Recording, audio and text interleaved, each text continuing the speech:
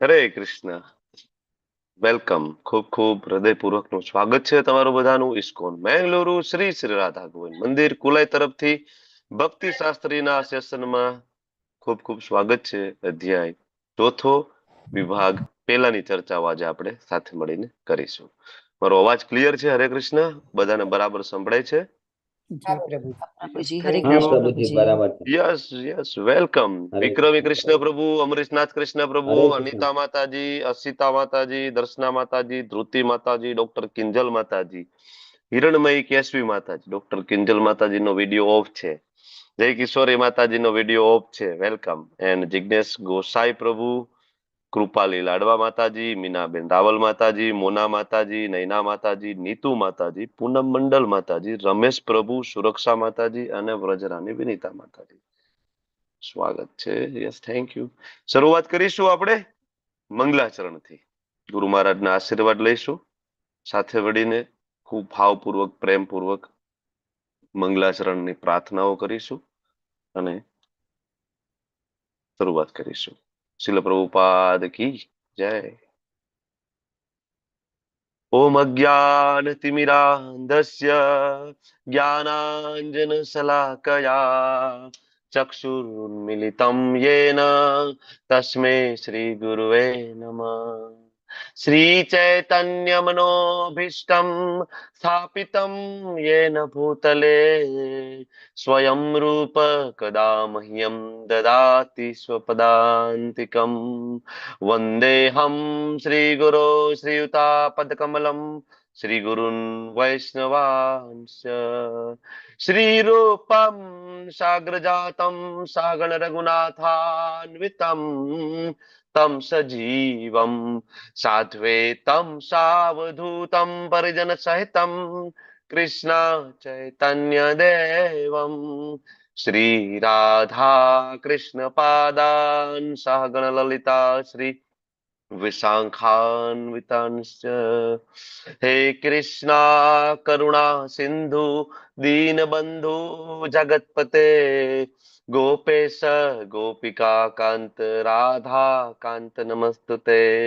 તપ્ત કાંચન ગૌરાંગી શ્રી રાધે વૃંદાવનેશ્વરી વૃષભાનુ સુતે દેવી પ્रणमामि हरिप्रिये. वाञ्छा कल्पतरुभ्यश्च कृपा सिन्धुभ्येव च पतितानां पावनेभ्यो वैष्णवेभ्यो नमो नमः. नमो विष्णुपादाय कृष्णपृष्ठाय भूतले श्रीमते जय पताका स्वामिनिति नामिने. नमो आचार्य पदाय निताय कृपा प्रदायिने गौर कथा धाम दया नगर ग्राम तारिणे. नमो विष्णुपादाय कृष्ण पृष्ठाय भूतले श्रीमते भक्ति वेदांत स्वामिनिति नामिने. नमस्ते सरस्वती देवी गौरवाणी प्रचारिणे निर्विशेष शून्यवादी पाश्चात देश तारिणे.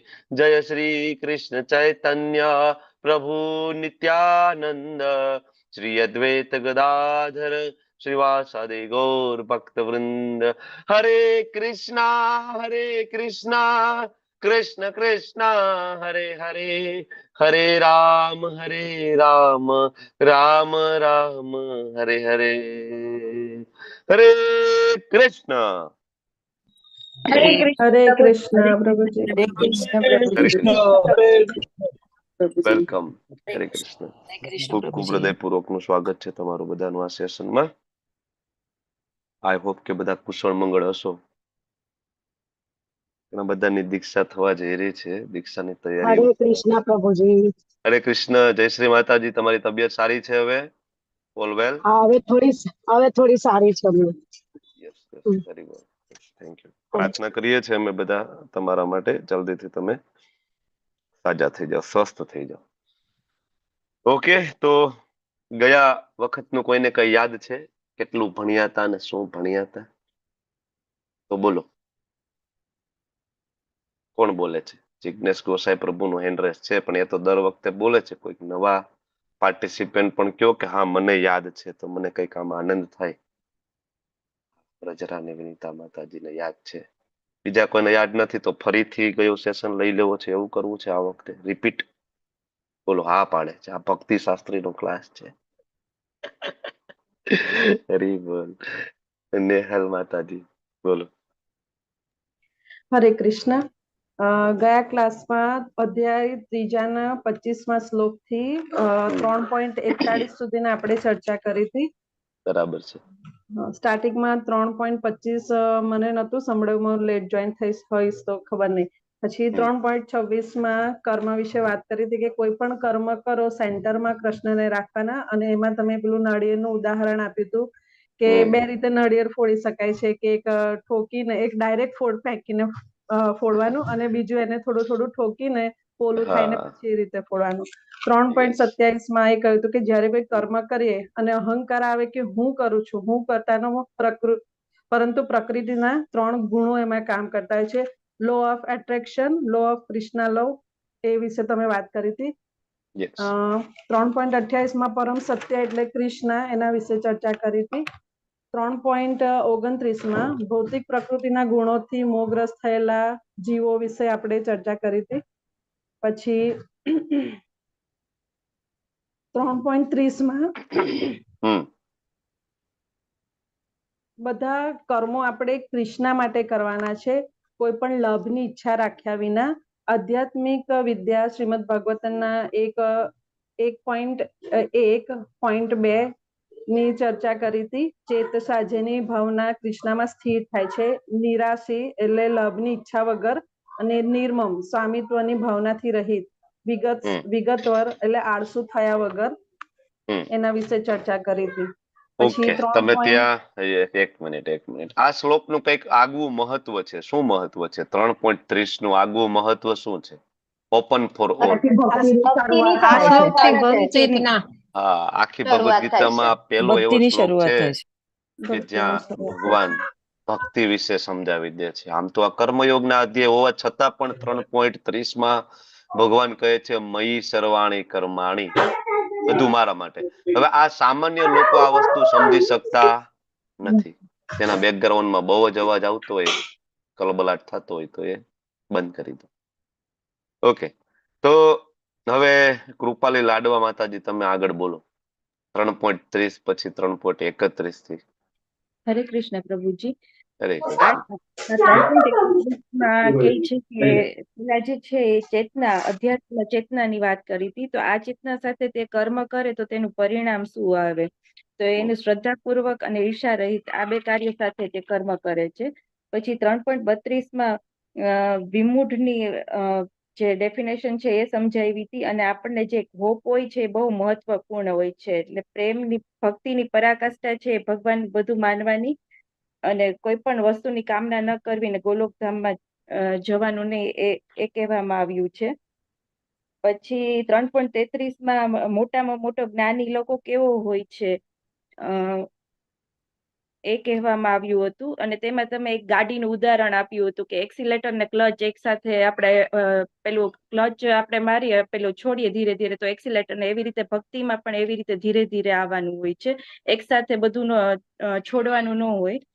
પછી 3.34માં બદ્ધ જીવ છે એ બધા ઇન્દ્રિય વિષયો પ્રત્યે રાગ હશે. રાગ એટલે કે અટેચમેન્ટ કાં તો દેશ હશે, એવું કહ્યું હતું. અને ઇન્દ્રિયોનું દમન ના કરીએ અને તેને સંતુષ્ટ કરીએ, તે પણ કહ્યું હતું. ઓકે ઓકે, હિરણમય કેશવી માતાજી આગળથી તમે બોલો. પ્રભુજી. 3.34માં રાજમાર્ગનું ઉદાહરણ આપ્યું છે, અને કૃષ્ણ ભાવના વૃત્તમાં કન્વર્ટ થવાનું છે, ને એવું કીધું છે કૃષ્ણ ભાવના વૃત્તમાં રિસ્ક પણ નથી અને રોકટોક વગર છે એમ. અને પછી કામની અંદર આત્માને કોઈ લેવા દેવા નથી, આત્મા એ આધ્યાત્મિક છે. અને પછી એવું પણ કીધું છે ઇન્દ્રિય ભોગ એ જીવનનો ઉદ્દેશ્ય નથી, આત્મા સાક્ષાત્કાર એટલે કૃષ્ણનો વિરહ થવો, ગુરુ મહારાજની શરણમાં જવું. આપણી પોતાની ઈચ્છા શક્તિ મહત્વની છે, એટલે આપણા ઉપર પોતાનો કંટ્રોલ હોવો જોઈએ. આપણી ઈચ્છા થાય એનો જ ઉદ્ધાર થાય છે. એટલે ધુંધુકારીની વાત કરી હતી. પછી ગરુડ પુરાણ કોના માટે છે? આપણા માટે છે, મૃતકો માટે નથી, એવું તમે કીધું હતું. ને સૌથી ઇમ્પોર્ટન્ટ આપણી પોતાની ઈચ્છા શક્તિ છે, એના માટે કૃષ્ણએ આપણને શક્તિમાન બનાવ્યા છે. પછી 3.35 માં અર્જુનનું કર્મ છે, તું ક્ષત્રિય છે તું હિંસક બન એવું કીધું છે. કોપી નહીં કરવાની એમ.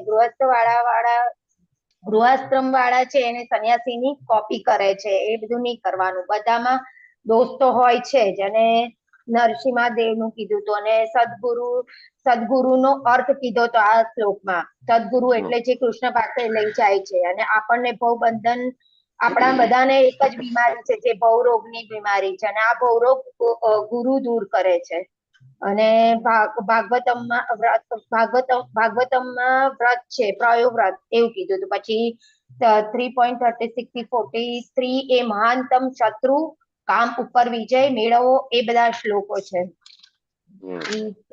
3.37 માં સૌથી મોટો શત્રુ કામ છે, અને મિત્ર ઈચ્છા પૂરી કરવા દે છે, જ્યારે શત્રુ ઈચ્છા પૂરી કરવામાં આપણાને બાધા બને છે. એટલે પછી એવું કે છે કે ભૌતિક ઈચ્છા બને એ કેવી રીતના, એ 62-63 કહે છે, ને આખી પ્રોસેસ આપી છે. પછી જૂના સંસ્કાર, કામની ઈચ્છા, કામનું ઉત્તમ સ્થાન એ ભગવાન છે, કામ અને વાસનાને ભગવાનની સેવામાં લગાડશું એવું કે છે.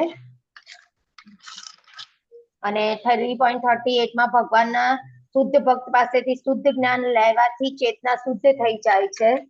3.39 માં શત્રુનો સ્વભાવ કેવો છે, પછી કામ ક્યારેય સંતોષાતો નથી, અગ્નિ ક્યારેય કહેતો નથી કે ના નાખશો એમ, નાખી જાઓ એવું કહે છે. પછી 3.40 માં સરનામું આપે છે, ઇન્દ્રિય, મન, બુદ્ધિ, લોકેશન છે આપણા. ઉદાહરણ તરીકે ઇન્દ્રિય આંખ છે, મને ગમે છે એવું કહે છે, આઈ વોન્ટ ઇટ. પછી બુદ્ધિ કહે છે મન તું ચિંતા ના કરીશ, હું ઈચ્છા પૂરી કરીશ. ને મન એવું કીધું કે આઈ વોન્ટ ઇટ એમ. એટલે મિથ્યાચારી ભગવાન આંખ એવું કે છે આઈ લાઈક ઇટ, મન એવું કે છે યસ આઈ વોન્ટ ઇટ, અને બુદ્ધિ એમ કે છે okay you don't worry, I will arrange, હું વ્યવસ્થા કરું છું. અને મિથ્યાચારી ભગવાનને ગમતા નથી. અને 3.41 માં ભક્તિ પદી કરીશું એવું કહેનાર માટે આ શ્લોક છે. ઇન્દ્ર નિયમન કરવાનું, ને અભક્તોથી દૂર રહેવાનું, ટીવી આ તે બધાથી દૂર રહેવાનું. અને પ્રભુપાદના મનમાં કોઈ ઈચ્છા નથી. કામ એટલો બળવાન કેમ છે, કૃષ્ણ સાથે સનાતન પ્રેમ છે એમ. આટલી ચર્ચાઓ આપણે ગયા સેશનમાં કરી ચૂક્યા છીએ. એ અધ્યાયના 2 શ્લોક આપણે બાકી છે, એને કમ્પ્લીટ કરીને આગળ વધીશું આજે આપણે. તો યસ, 25 થી લઈને તમે 42 સુધીની ચર્ચાઓ, 41 સુધીની ચર્ચાઓ તમે કરી. અત્યારે તમારી સામે જે સ્લાઇડ છે 42 આ ત્રીજા અધ્યાયના છેલ્લા શ્લોકોની ચર્ચાઓ છે, જે આપણો સૌથી મોટો શત્રુ છે એને ભગવાન એડ્રેસ કરી રહ્યા છે, ને બચવું કઈ રીતના એની ચર્ચા થઈ છે એકચ્યુઅલી. બરાબર. તો આગળના શ્લોકમાં ભગવાને સરનામું આપી દીધું. કયું? તો કે ઇન્દ્રિય, મન અને બુદ્ધિ. એનું મેં તમને ઉદાહરણ આપીને પણ સમજાવ્યું કે ઇન્દ્રિય, મન અને બુદ્ધિ ઉપર કામનો વાસ કેવી રીતના છે. બરાબર. આંખથી જોવે અને આંખ કેમ કે યસ આઈ લાઈક ઇટ, મને ગમે છે, તો મનને ઈચ્છા થાય બટ આઈ વોન્ટ ઇટ, મારે એ જોઈ છે. બરાબર, મારે એને ભોગવવું છે, મનની ઈચ્છા છે. ત્યારે બુદ્ધિ શું કે okay don't worry, I will arrange, હું વ્યવસ્થા કરું છું. એટલે આ ત્રણેયનો એક સુમેળ થાય. બરાબર, ઇન્દ્રિય તૃપ્તિ માટે. તો આ ત્રણેયને એડ્રેસ કરવાના છે. ઇન્દ્રિય, મન અને બુદ્ધિ બધા ઉપર કંટ્રોલ કરવાનું છે કે કઈ રીતના આગળ વધીશું આને જીતવા માટે. સ્વાભાવિક અર્જુનને પ્રશ્ન થાય એટલે એના જવાબમાં ભગવાન 42માં શ્લોકમાં ભગવાન કહે છે કે ભાઈ કર્મેન્દ્રિય જળ પદાર્થ કરતા ચડિયાતી. જળ પદાર્થ એટલે શરીરની વાત થાય છે, જે પંચમહાભૂતમાંથી બનેલું. બરાબર, એના કરતા વધારે પ્રબળ છે આપણી ઇન્દ્રિયો, આંખ, નાક, કાન. બરાબર.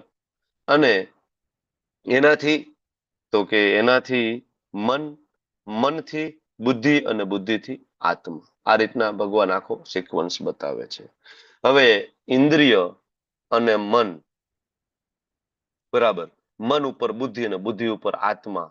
બરાબર, આત્મા ઉપર જો જીત મેળવી શકાતી હોય તો બાકીનું બધું કંટ્રોલમાં આવી જશે, જે આગળ ભગવાન આપણને સમજાવશે. હવે બુદ્ધિના 2 પ્રકાર આપણે આગળ જોયા હતા, કોઈને યાદ છે તો બોલો. ભૌતિક બુદ્ધિ ને એક ભૌતિક બુદ્ધિ અને એક આધ્યાત્મિક બુદ્ધિ. બરાબર, બીજા કોઈને પ્રકાર યાદ છે?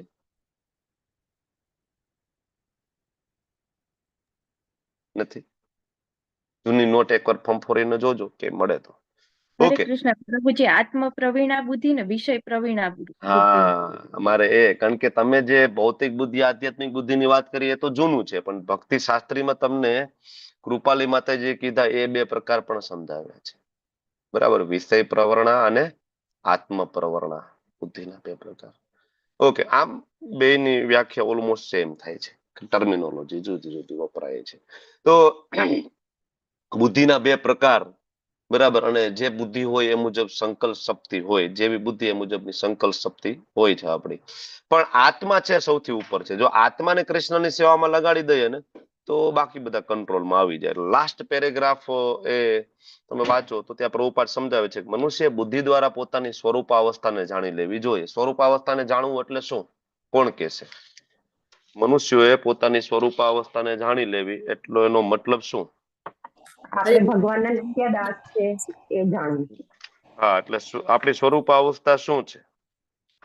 ભગવાનના કૃષ્ણ નિત્યદાસ. હા, જીવે રે સ્વરૂપ હોય, બોલો, જીવે રે સ્વરૂપ હોય નિત્યદાસ. કૃષ્ણ નિત્યદાસ. કૃષ્ણ નિત્યદાસ. નક્કી કરી લ્યો, નિત્ય કૃષ્ણદાસ કે કૃષ્ણ નિત્યદાસ? કૃષ્ણ નિત્યદાસ. નિત્યદાસ.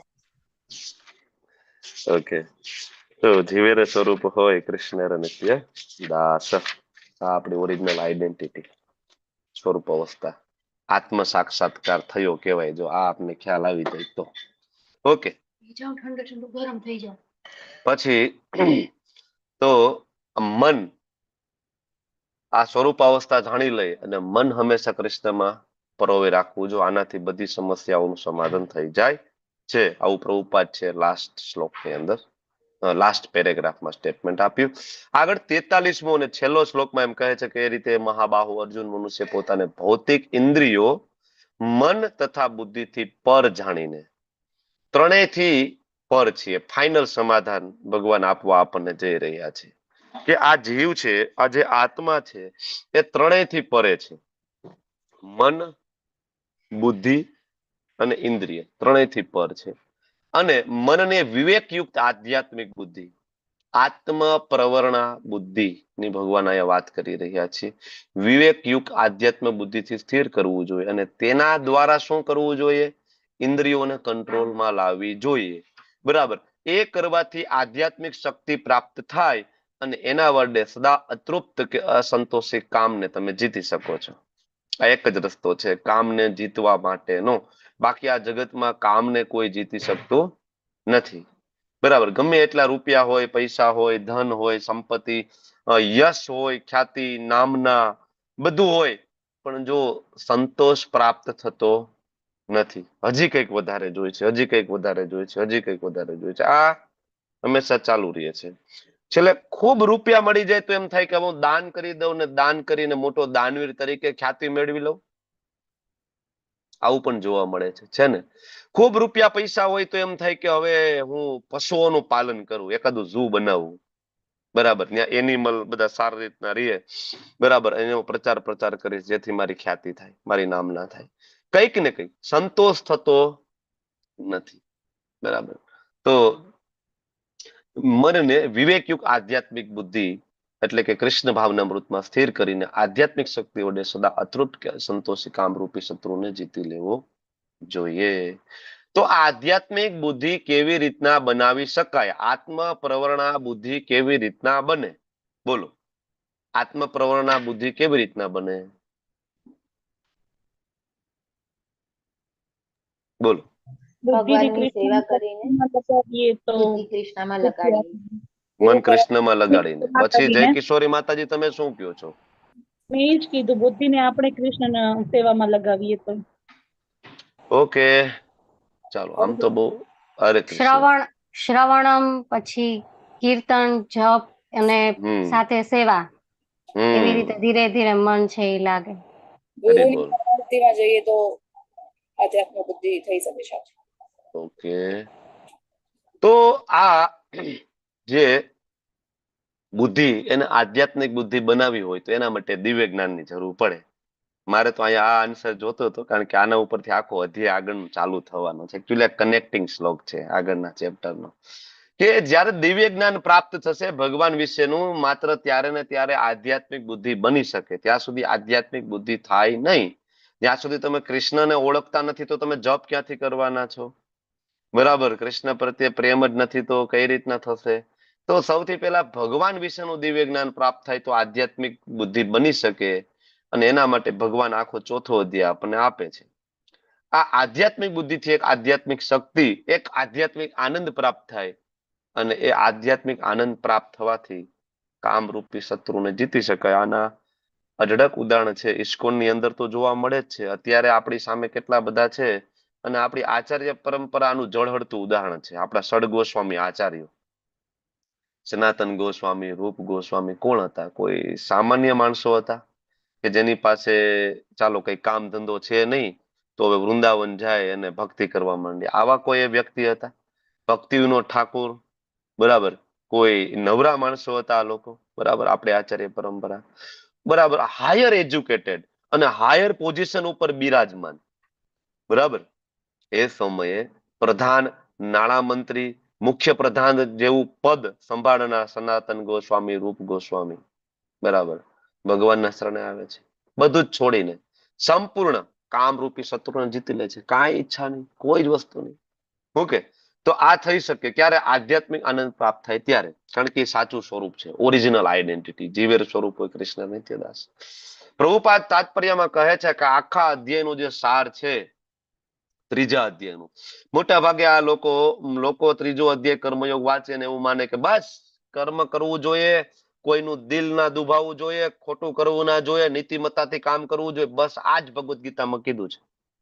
પ્રભુપાદ તાત્પર્યમાં લખે છે કે કેવી રીતે કૃષ્ણમાં મન, બુદ્ધિ અને ઇન્દ્રિયોને પરોવીને સેવા કરવી, આ મહત્વનો મુદ્દો છે આ અધ્યાયનો.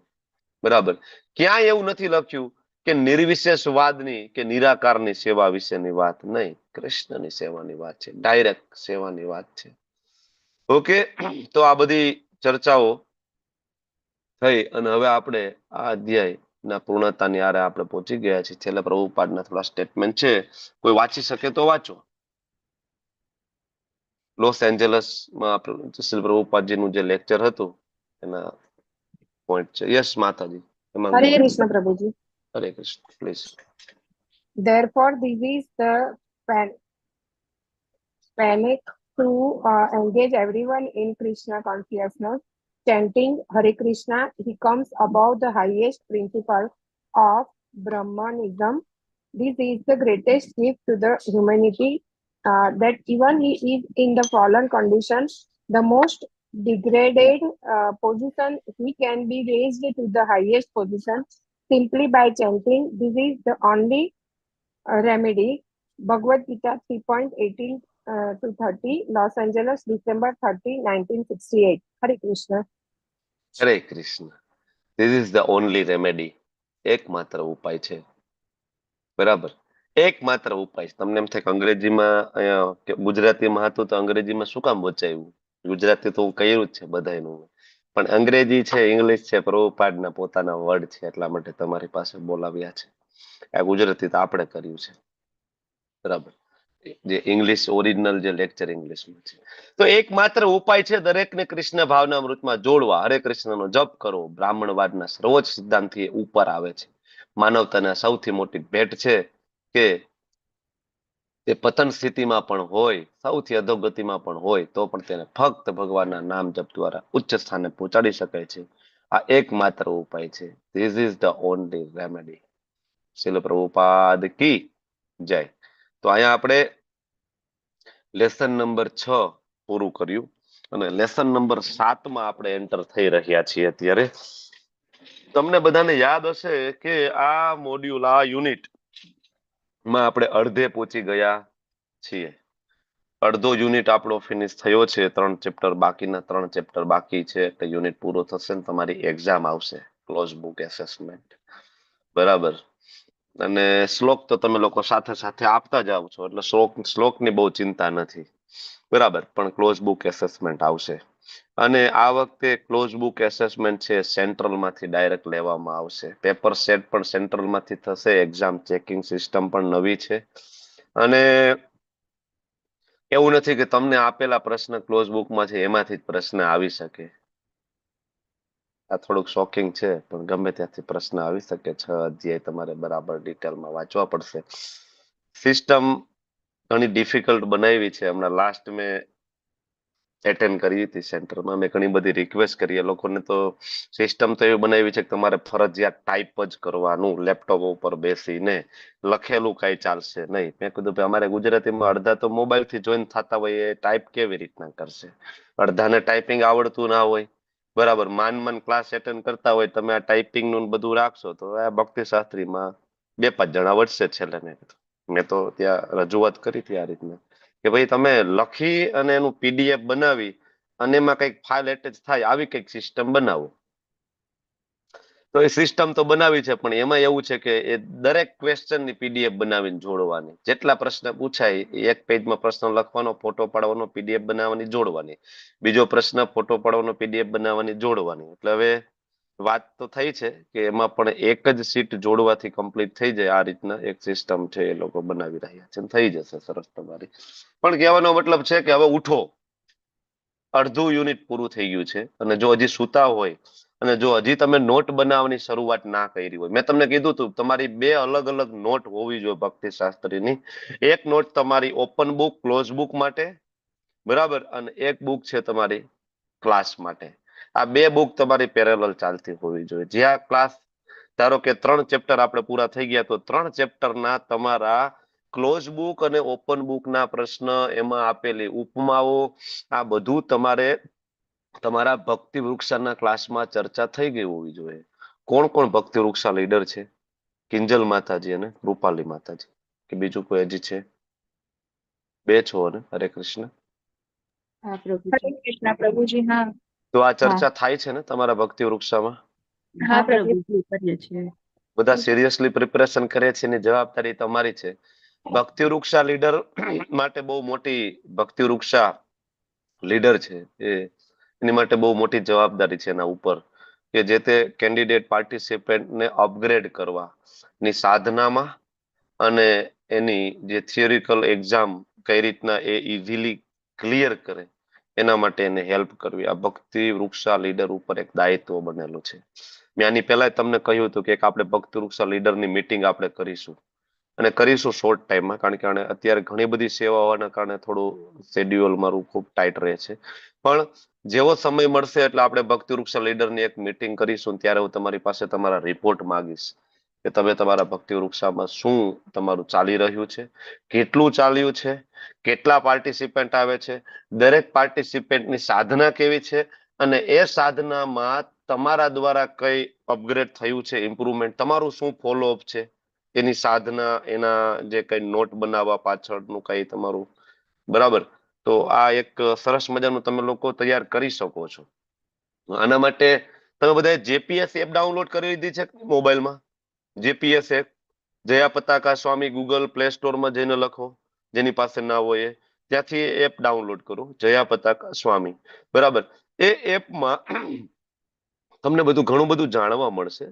અને મહારાજને ખૂબ ગમે છે, ઘણા બધા ભક્તિ વૃક્ષા લીડર પોતાના report yearly, monthly, 6 monthly, quarterly રજૂ કરે છે વિડીયો પ્રેઝન્ટેશન દ્વારા. સરસ મજાનું પીપીટી બનાવીને, લાઈક ડોક્ટર કૃપાલી લાડવા માતાજી છે કે ડોક્ટર કિંજલ માતાજી છે, એ પોતે વિડીયો બનાવીને સરસ પ્રેઝન્ટેશન આપે કે ભાઈ અમારા ભક્તિ વૃક્ષામાં ગુરુ મહારાજ તમારી સેવામાં આટલા પાર્ટિસિપન્ટ આવે છે, આટલા સમયથી અમે ભક્તિ વૃક્ષા લઈએ છીએ, આ ચેપ્ટર અમે ભણી રહ્યા છીએ, અને આટલું આટલું સાધના કરી રહ્યા છે, અને પેલા આ નતું થતું, એ પાર્ટિસિપન્ટ દ્વારા આ થવા લાગ્યું છે.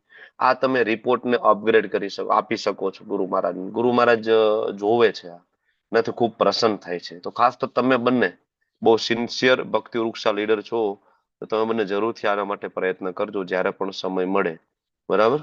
ઓકે, તો હવે લેસન 7માં આપણે આગળ વધીએ. અને યસ, હરે કૃષ્ણ પ્રભુજી. હરે કૃષ્ણ. કોણ હા બોલી રહ્યું પ્રભુજી, છે? હું અચ્છા, શોભામાં. રસ્તામાં છું. હા, હાજી. રસ્તામાં છું, અને ફોનમાં કઈ એટલી બધી બેટરી નથી, અને કઈ ચાર્જિંગ પોઈન્ટ નથી, તો વિડીયો ઓન નહીં કરી શકું. કઈ વાંધો નહીં,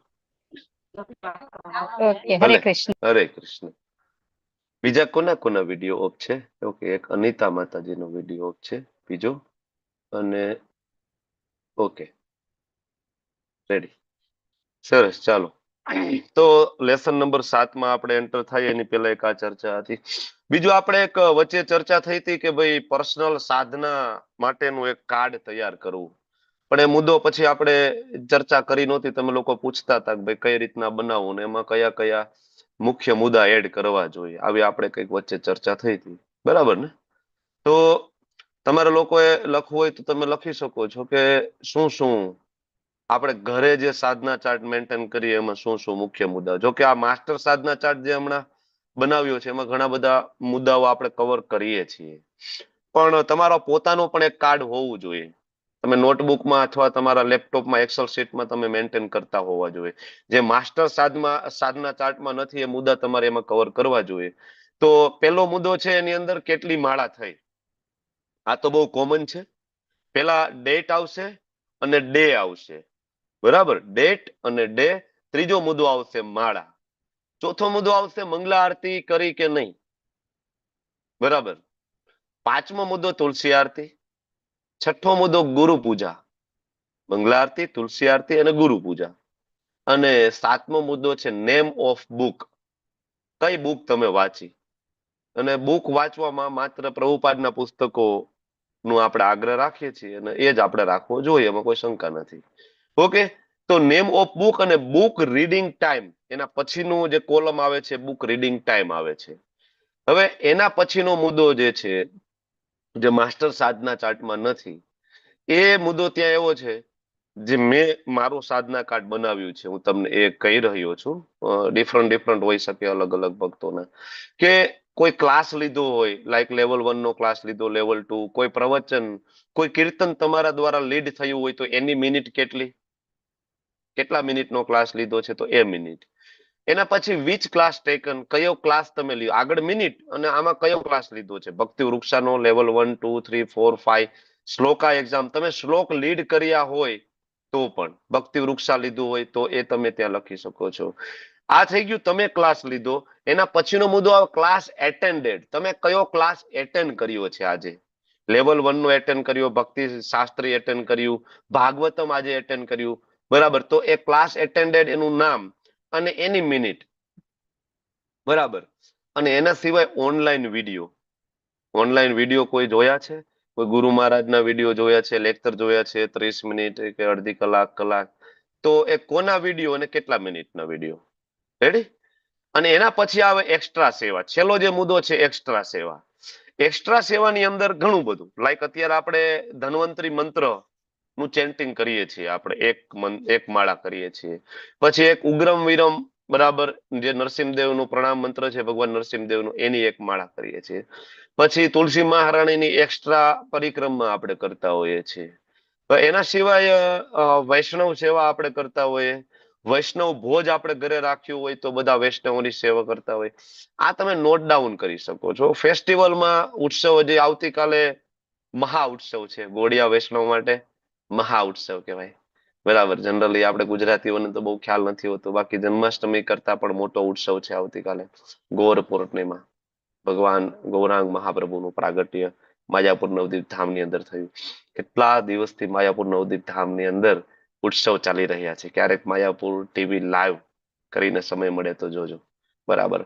ફ્લેગ હોસ્ટિંગ થી થઈને ફ્લેગ ડાઉન સુધીના જે ઉત્સવો વચ્ચે આવે છે, નવદીપ પરિક્રમાથી લઈને અલગ અલગ લેક્ચર્સ ને, રોજ એવરી ડે ખૂબ સુંદર બધા પ્રવચન, લેક્ચર્સ ને ઘણા બધા કીર્તન મેલા પણ ચાલે છે, સુંદર, બરાબર. તમે સાંભળો તો મંત્રમુગ્ધ થઈ જાઓ, બરાબર, રોજ.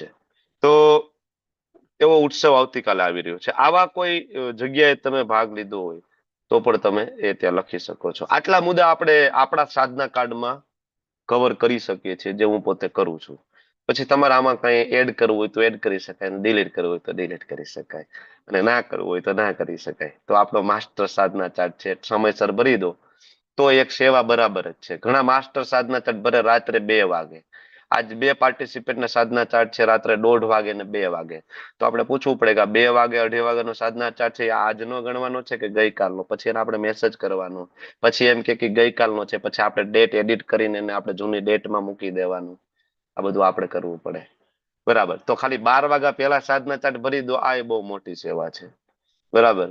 અને રોજ સાધના ચાર્ટ, માસ્ટર સાધના ચાર્ટ રોજ ભરો, આ સેવા છે. આની અંદર અત્યારે આ ના કરી શકો તો એટલીસ્ટ માસ્ટર સાધના ચાર્ટ રોજ ભરો. આના માટે પર્સનલી એપ્રોચ કરવાની પણ હું કોશિશ કરું છું. ઘણાને કદાચ મારા મેસેજ ઇરિટેટ લાગતા હશે, નો ડાઉટ ઘણાને ના ગમતા હોય, ઘણા મને કદાચ બ્લોક કર્યો હોય, એનાથી કોઈ પ્રોબ્લેમ નથી. બરાબર. પણ સાધના ઇઝ મેન્ડેટરી, બહુ મહત્વની વસ્તુ છે. સાધના ચાર્ટ ઉપર હું પહેલેથી જ ભાર આપું છું. આપણા ગુરુ મહારાજ સ્વયં આ ઉંમરે પણ એવરી મંથ પોતાનો સાધના ચાર્ટ છે એ વાંચીને સંભળાવે છે. ગઈકાલે જ હું ગુરુ મહારાજની એપમાં જોતો તો ગુરુ મહારાજ લખી રહ્યા છે 11મા અધ્યાયના 11મા સ્કંદના બીજા અધ્યાયનો 43મો શ્લોક ગુરુ મહારાજ વાંચી રહ્યા છે. એ પણ એ મેન્શન કરી રહ્યા છે. વિચાર તો કરો, 11.2.43. બરાબર. પોતે રોજ મેન્શન કરી રહ્યા છે કે આટલું વાંચ્યું છે, આ વાંચ્યું છે, આજે મેં ડીટી વર્શિપ કરી છે, આજે મેં ડીટી ના દર્શન કર્યા છે, આજે મેં જીબીસી ની મેનેજરિયલ જે ઈમેલ્સ છે એના મેં રિપ્લાય કર્યા છે. તો એ પણ સાધના ચાર્ટ મેનેજ કરે છે. આપણે કેમ ના કરીએ? રમેશ પટેલ પ્રભુ બોલો. હરે કૃષ્ણ.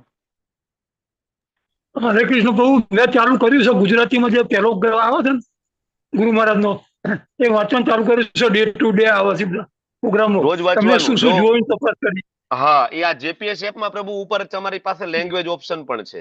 જેપીએસ હા, એપમાં રીડ મેસેજમાં જશો તો ઉપર કેટલી બધી લેંગ્વેજ ઓપ્શન છે. લેંગ્વેજ કરશો તો આપણી લેંગ્વેજમાં પણ ત્યાં મળી જાય છે. બરાબર. એટલે મેં ગુજરાતી ચાલુ છે, કર્યું છે. હા ગુજરાતી છે કે નહીં મને ખબર નથી. લગભગ હું ઇંગ્લિશમાં તો રોજ વાંચું જ છે છું. પ્રભુજી, છે ને હું વાંચું ગુજરાતી છું છે ને? પ્રભુજી. હા, હા યસ. પ્રભુજી છે. હા, રીડ ન્યુ મેસેજ ઉપર ક્લિક કરશો ને એટલે ઉપર તરત લેંગ્વેજ નો ઓપ્શન છે. એમાં ઇંગ્લિશ છે, પોર્ટુગીઝ છે, ઘણી બધી અલગ અલગ લેંગ્વેજ. હા, હિન્દી, ગુજરાતી બધી જ છે, મરાઠી પણ છે, નેપાળી પણ છે. તો તમે ક્લિક કરશો તો તમને આ શું થશે? આ કરવાથી શું થશે? એવરીડે રાત્રે સૂતી વખતે આ શેડ્યુલ આપણું હોવું જોઈએ કે સૂતી વખતે ઘણા બધાને હું પૂછું તો એમ કે હવે સાધના તો કરીએ છીએ પણ સાધના ચાર્ટ ભરવાનો સમય નથી મળતો. અરે 2 કલાક 16 માળા કરવાનો સમય મળે તો 2 મિનિટ એ સાધના ચાર્ટ ભરવાનો સમય આપણને ના મળે. બરાબર. એ પણ એક સાધનાનો જ ભાગ છે. અને આ બહુ મહત્વનું છે. હું તમને કહું, તમને આનો ધીમે ધીમે સાધના ચાર્ટનું જયારે આમ ટેવ પડી જશે ને પછી તમને ખબર પડશે કે આ સાધના ચાર્ટમાં એક દિવસ ધારો કે 16 માળા આપણે રોજ કરીએ છીએ, એક દિવસ જયારે 14 લખવી પડશે ને તેથી તમને એમ થશે કે 14 નથી લખવી, હું પેલા 2 કરી લઉં, 16 લખું, નહીતર કાલ પ્રભુજી કહેશે કે કેમ 14 થઈ. હું ઘણા બધાને મેસેજ કરું છું. બરાબર. દીક્ષિત ભક્તો હોય ઘણી વખત એવું થાય છે. બરાબર. તો લખે 14 માળા, હું પર્સનલ મેસેજ કરું, કેમ શું થયું, શું પ્રોબ્લેમ થયો, પ્રેમથી પૂછીએ, આપણે કારણ જાણવાની કોશિશ કરીએ કે બધું બરાબર છે. તો પણ એને બીજી વાર ખબર પડે કે નહીં પ્રભુજી કહેશે બરાબર, ચાલ ને 2 કરી લઉં. સાધના ઇમ્પ્રુવ થશે. મંગલા આરતીમાં રેગ્યુલારિટી આવશે તમારી. સાધના ચાર્ટ ભરવાથી, કારણ કે આપણી સાધના ભક્તિ છે. ભક્તિ રસામૃત સિંધુ અધ્યાય નંબર 2 શું છે? ભક્તિની પહેલું છે પ્રથમ સાધના અવસ્થા. ભક્તિ. હા, ભક્તિની પ્રથમ અવસ્થા સાધન ભક્તિ. અધ્યાયનું નામ છે. સાધન ભક્તિની અંદર રૂપ ગોસ્વામી તે સરસ વ્યાખ્યા આપે છે ને. સાધન ભક્તિ એટલે શું? મન ક્યાં લાગતું હતું? ઇન્દ્રિયોને લગાડવાની છે આપણી. બરાબર. સાધના ભક્તિના પણ 2 પ્રકાર છે ને. કયા કયા? કયા કયા? બોલો. સાધના ભક્તિ વેદની સાધના ભક્તિ અને વૈધિ રાગાનુગા સાધના ભક્તિ. ભક્તિ અને રાગાનુગા વૈદ્ય અને સાધના. રાગાનુગા. રાગાનુગા એટલે સ્વયંસ્ફૂર્ત, એની મેળે મંગલા આરતીનું એલાર્મ મૂકવાની જરૂર પડતી નથી. સ્વયંસ્ફૂર્ત. આપણી હાલત શું છે? 3 મૂકવા પડે છે. 3. એક મિસ થાય, બીજો મિસ થાય, ત્રીજો મિસ થાય, પછી કોઈક બ્લેન્કેટ ખેંચી લે સિનિયર ડિવોટી બાજુમાં હોય તો, આ ચોથો. બરાબર. આપણી આ હાલત છે. તો વૈધિ સાધના ભરવું જોઈએ. સાધના ચાર્ટનું ખૂબ મહત્વ છે. અને તમે બધા સિન્સિયર છો. લગભગ L5 ના સાધના ચાર્ટ કમ્પ્લીટ હોય છે રોજ. L5 વાળાને લગભગ મેસેજ કરવાના મારે નથી થતા. સૌથી વધારે ઇરેગ્યુલારિટી જોવા મળે L2 માં, લેવલ 2 ના પાર્ટિસિપન્ટમાં. એમાં ક્યારેક સાધના ચાર્ટ સૌથી વધારે હોય, ક્યારેક સૌથી ઓછા હોય. અને રોજ મેસેજ કરો, કોઈ રિપ્લાય નહીં, કોઈ રિસ્પોન્સ નહીં, મેસેજ રીડ થાય, કોઈ રિસ્પોન્સ નહીં. ક્યારેક આપણને એમ થાય કે આને રોજ કેમ મેસેજ કરવા, પછી આપણે થોડા દી બંધ કરી દેવું પડે વળી પાછું. બરાબર. તો હેમાંગી માતાજીનો કોલ આવે છે મને, તો એને તમે મીટિંગ લોક કરી હોય તો એને એન્ટર કરવાના હશે મે બી. હરે કૃષ્ણ. હા, યસ યસ યસ. હા, એવું જ છે ભાઈ. હેમાંગી માતાજીને તમે એન્ટર કરતા નથી, બરાબર. જેને મીટિંગ લોક કરી છે તમે વેઇટિંગ એલાઉડ એમાં કરી દો એક્ટિવ. કોની પાસે છે કે હું જ અમરીશ પ્રભુ તમને બનાવી દઉં. યસ પ્રભુ. હા, યસ યસ યસ. અમરીશ પ્રભુને કોર્સ નથી બનાવ્યો, મને યાદ દેવડાવી દઉં. ડન પ્રભુ. ઓકે. તો હવે આપણે લેસન નંબર 7 માં આગળ વધી રહ્યા હતા, એની ચર્ચામાં આપણે આગળ વધીશું. તો સાધના ચાર્ટની વાત હતી એ કરી દીધી. એક બીજું મહત્વની એક એનાઉન્સમેન્ટ હજી બાકી હતી, લાઈફ પેટ્રોલ મેમ્બરશિપની. ઘણા બધાએ લીધી છે અને જેને નથી લીધી એ લોકો શક્ય હોય તો લઈ લેજો. ગોલ્ડન ઓપોર્ચ્યુનિટી છે અને ખૂબ સરસ લાઈફ પેટ્રોલ મેમ્બરશિપની ફેસિલિટીઝ પણ છે. જોકે આપણે ફેસિલિટીની ચર્ચા ના કરવી જોઈએ, આમ તો ભક્તિ શાસ્ત્રીના પાર્ટિસિપન્ટ છો, સેવાના ભાવે કરો, બરાબર. સેવાના ભાવે વોટેવર. પછી જે કઈ મળે ઇટ્સ ગિફ્ટ. રૂમ મળી જાય, પ્રસાદમ મળી જાય, ફેસિલિટી મળી જાય, ઇટ્સ લાઈક એ ગિફ્ટ, બરાબર. પણ આમે મંદિર નિર્માણમાં આપણે કંઈક ને કંઈક સેવા કરીએ છીએ, તમે બધા કરી છે. અને હા, તમે જાન્યુઆરી થી કરેલી સેવા એમાં કાઉન્ટ થઈ જશે. તમને બધાને ખ્યાલ હશે, ગઈકાલે મીટિંગ હતી પણ તમે ઘણા જોઈન કરી હતી, ઘણા નહોતી કરી. તો ધારો કે તમે 10,000 રૂપિયાની સેવા મંદિર નિર્માણમાં આપી હોય, તો લાઈફ પેટ્રોલ મેમ્બરશિપની જે ટોટલ જે છે એમાઉન્ટ 35,555, તેમાં 10,000 બાદ કરીને બાકીના તમારે એમાઉન્ટ પે કરવાની છે, બરાબર. આ તમને ફાયદો થશે ને. 35,555 ની લાઈફ પેટ્રોલ મેમ્બરશિપ મળશે, મેમ્બરશિપ કાર્ડ મળશે, સાથે ભાગવતમ નો આખો સેટ મળશે, જેની કોસ્ટ 9,000 થી લઈને 12,000 ની વચ્ચે છે. અલગ અલગ ટેમ્પલ પ્રમાણે જેવું જેને ડોનેશન મળે એ મુજબ એની બરાબર એમાઉન્ટ હોય છે ભાગવતમની. ક્યાંક આપણને મળી જાય, કારણ કે કોકે ડોનેટ કર્યા હોય એટલા માટે સસ્તું ક્યાંક ભાગવતમ મળી જાય. પણ ઓલમોસ્ટ 9, 9.5, 10,000 ની આસપાસ હોય છે, બરાબર ને અમરીશ પ્રભુ? રાઈટ. અને બીજા બધા પુસ્તકો, બીડબેગ, જપમાલા, બધું સાથે આમ જોવો તો 12,000 રૂપિયાનું તો રિટર્ન છે એમાં, 12 થી 15,000 રૂપિયાનું. બધું જ આવે છે. હા પ્રભુ. 10 બાય 15 રીતના ફોટોગ્રાફ્સ પણ આવે છે રાધા કૃષ્ણના ને એ રીતના. હા, બરાબર. લેમિનેટ. તો આ બધું તો છે જ. તો જેની પાસે ભાગવતમ ના હોય એના માટે તો આ ગોલ્ડન ઓપોર્ચ્યુનિટી છે. ભાગવતમ મળી જાય, મેમ્બરશિપ પણ મળી જાય, અને મંદિર નિર્માણમાં આપણું કંઈક, બરાબર, ઓકે, સેવા પણ થઈ જાય. અને એમાં પણ ઇન્સ્ટોલમેન્ટ સિસ્ટમ છે 12 મહિનાની, બરાબર. એ આપણા માટે થોડું સુવિધાજનક છે. 12 મહિનાના ઇન્સ્ટોલમેન્ટમાં હપ્તે હપ્તે હપ્તે હપ્તે કરી શકાય. આગળ પાછું આનું જે એમાઉન્ટ છે, સેવા, લક્ષ્મી સેવા વધવાની છે.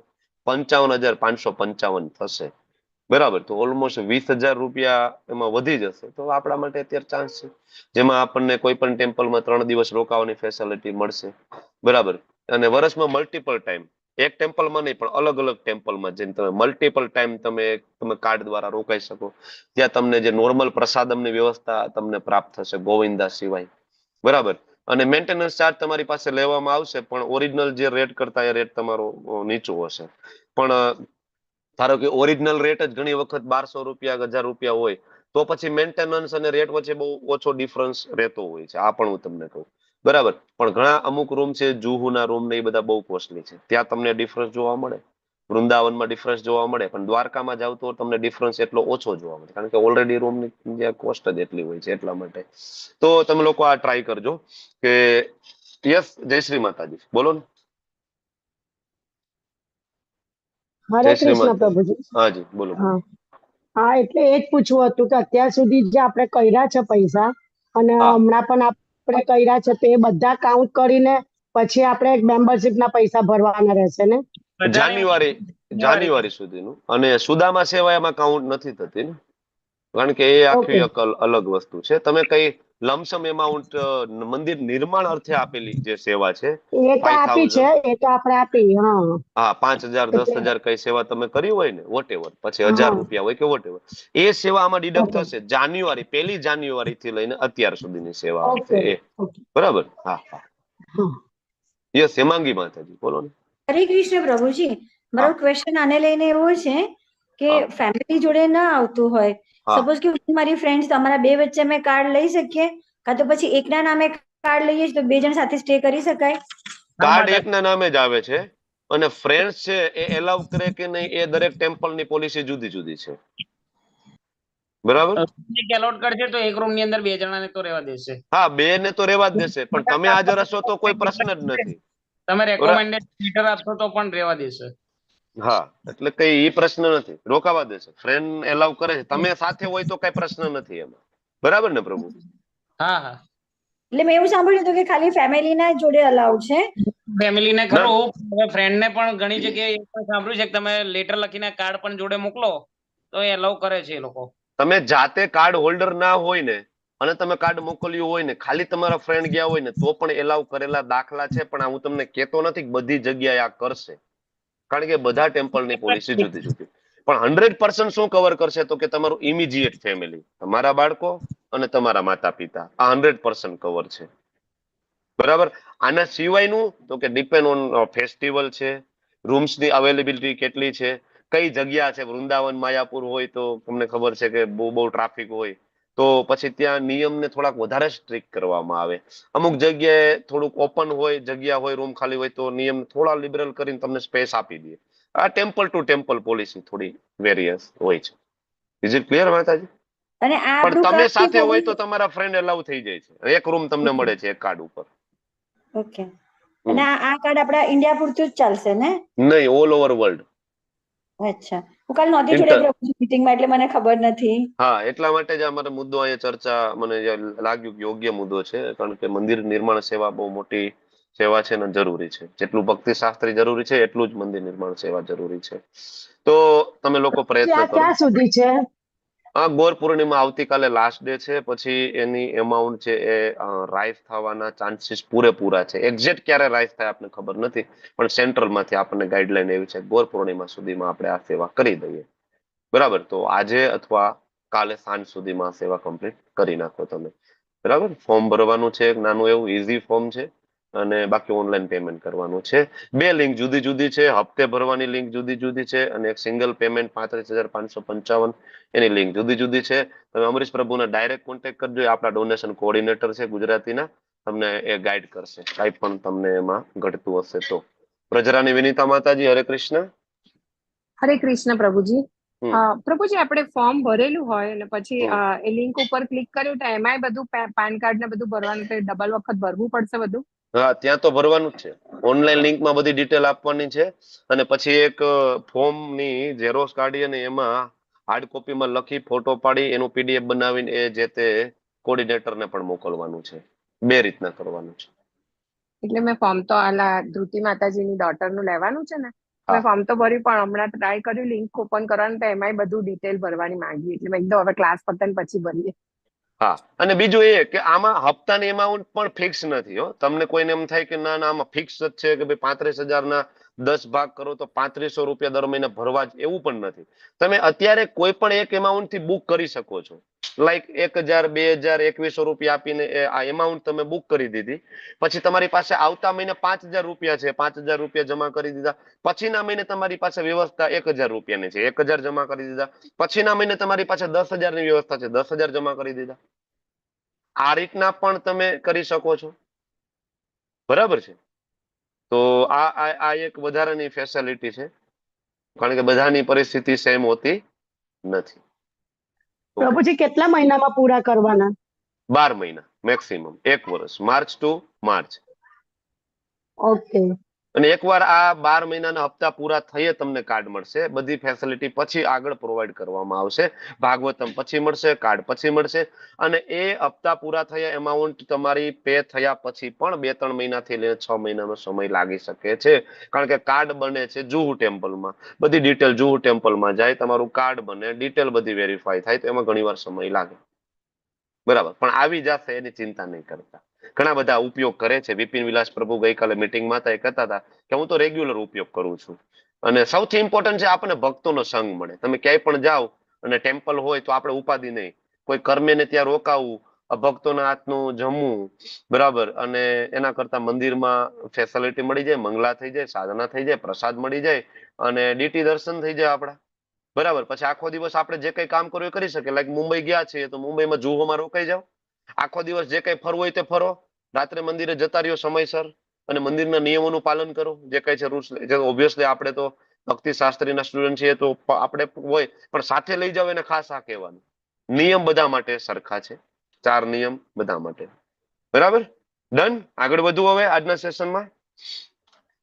તો આ એક મહત્વની જાહેરાત હતી. એક તો યસ સાધના ચાર્ટ, LMP, મંદિર નિર્માણ અને એક ટીચિંગ સેવા માટે.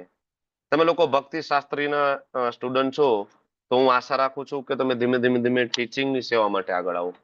અને તમે ત્યારે આવી શકશો જ્યારે તમે નોટ બનાવતા હશો, તો તમારી નોટ ત્યારે તમને કામ લાગશે આગળ.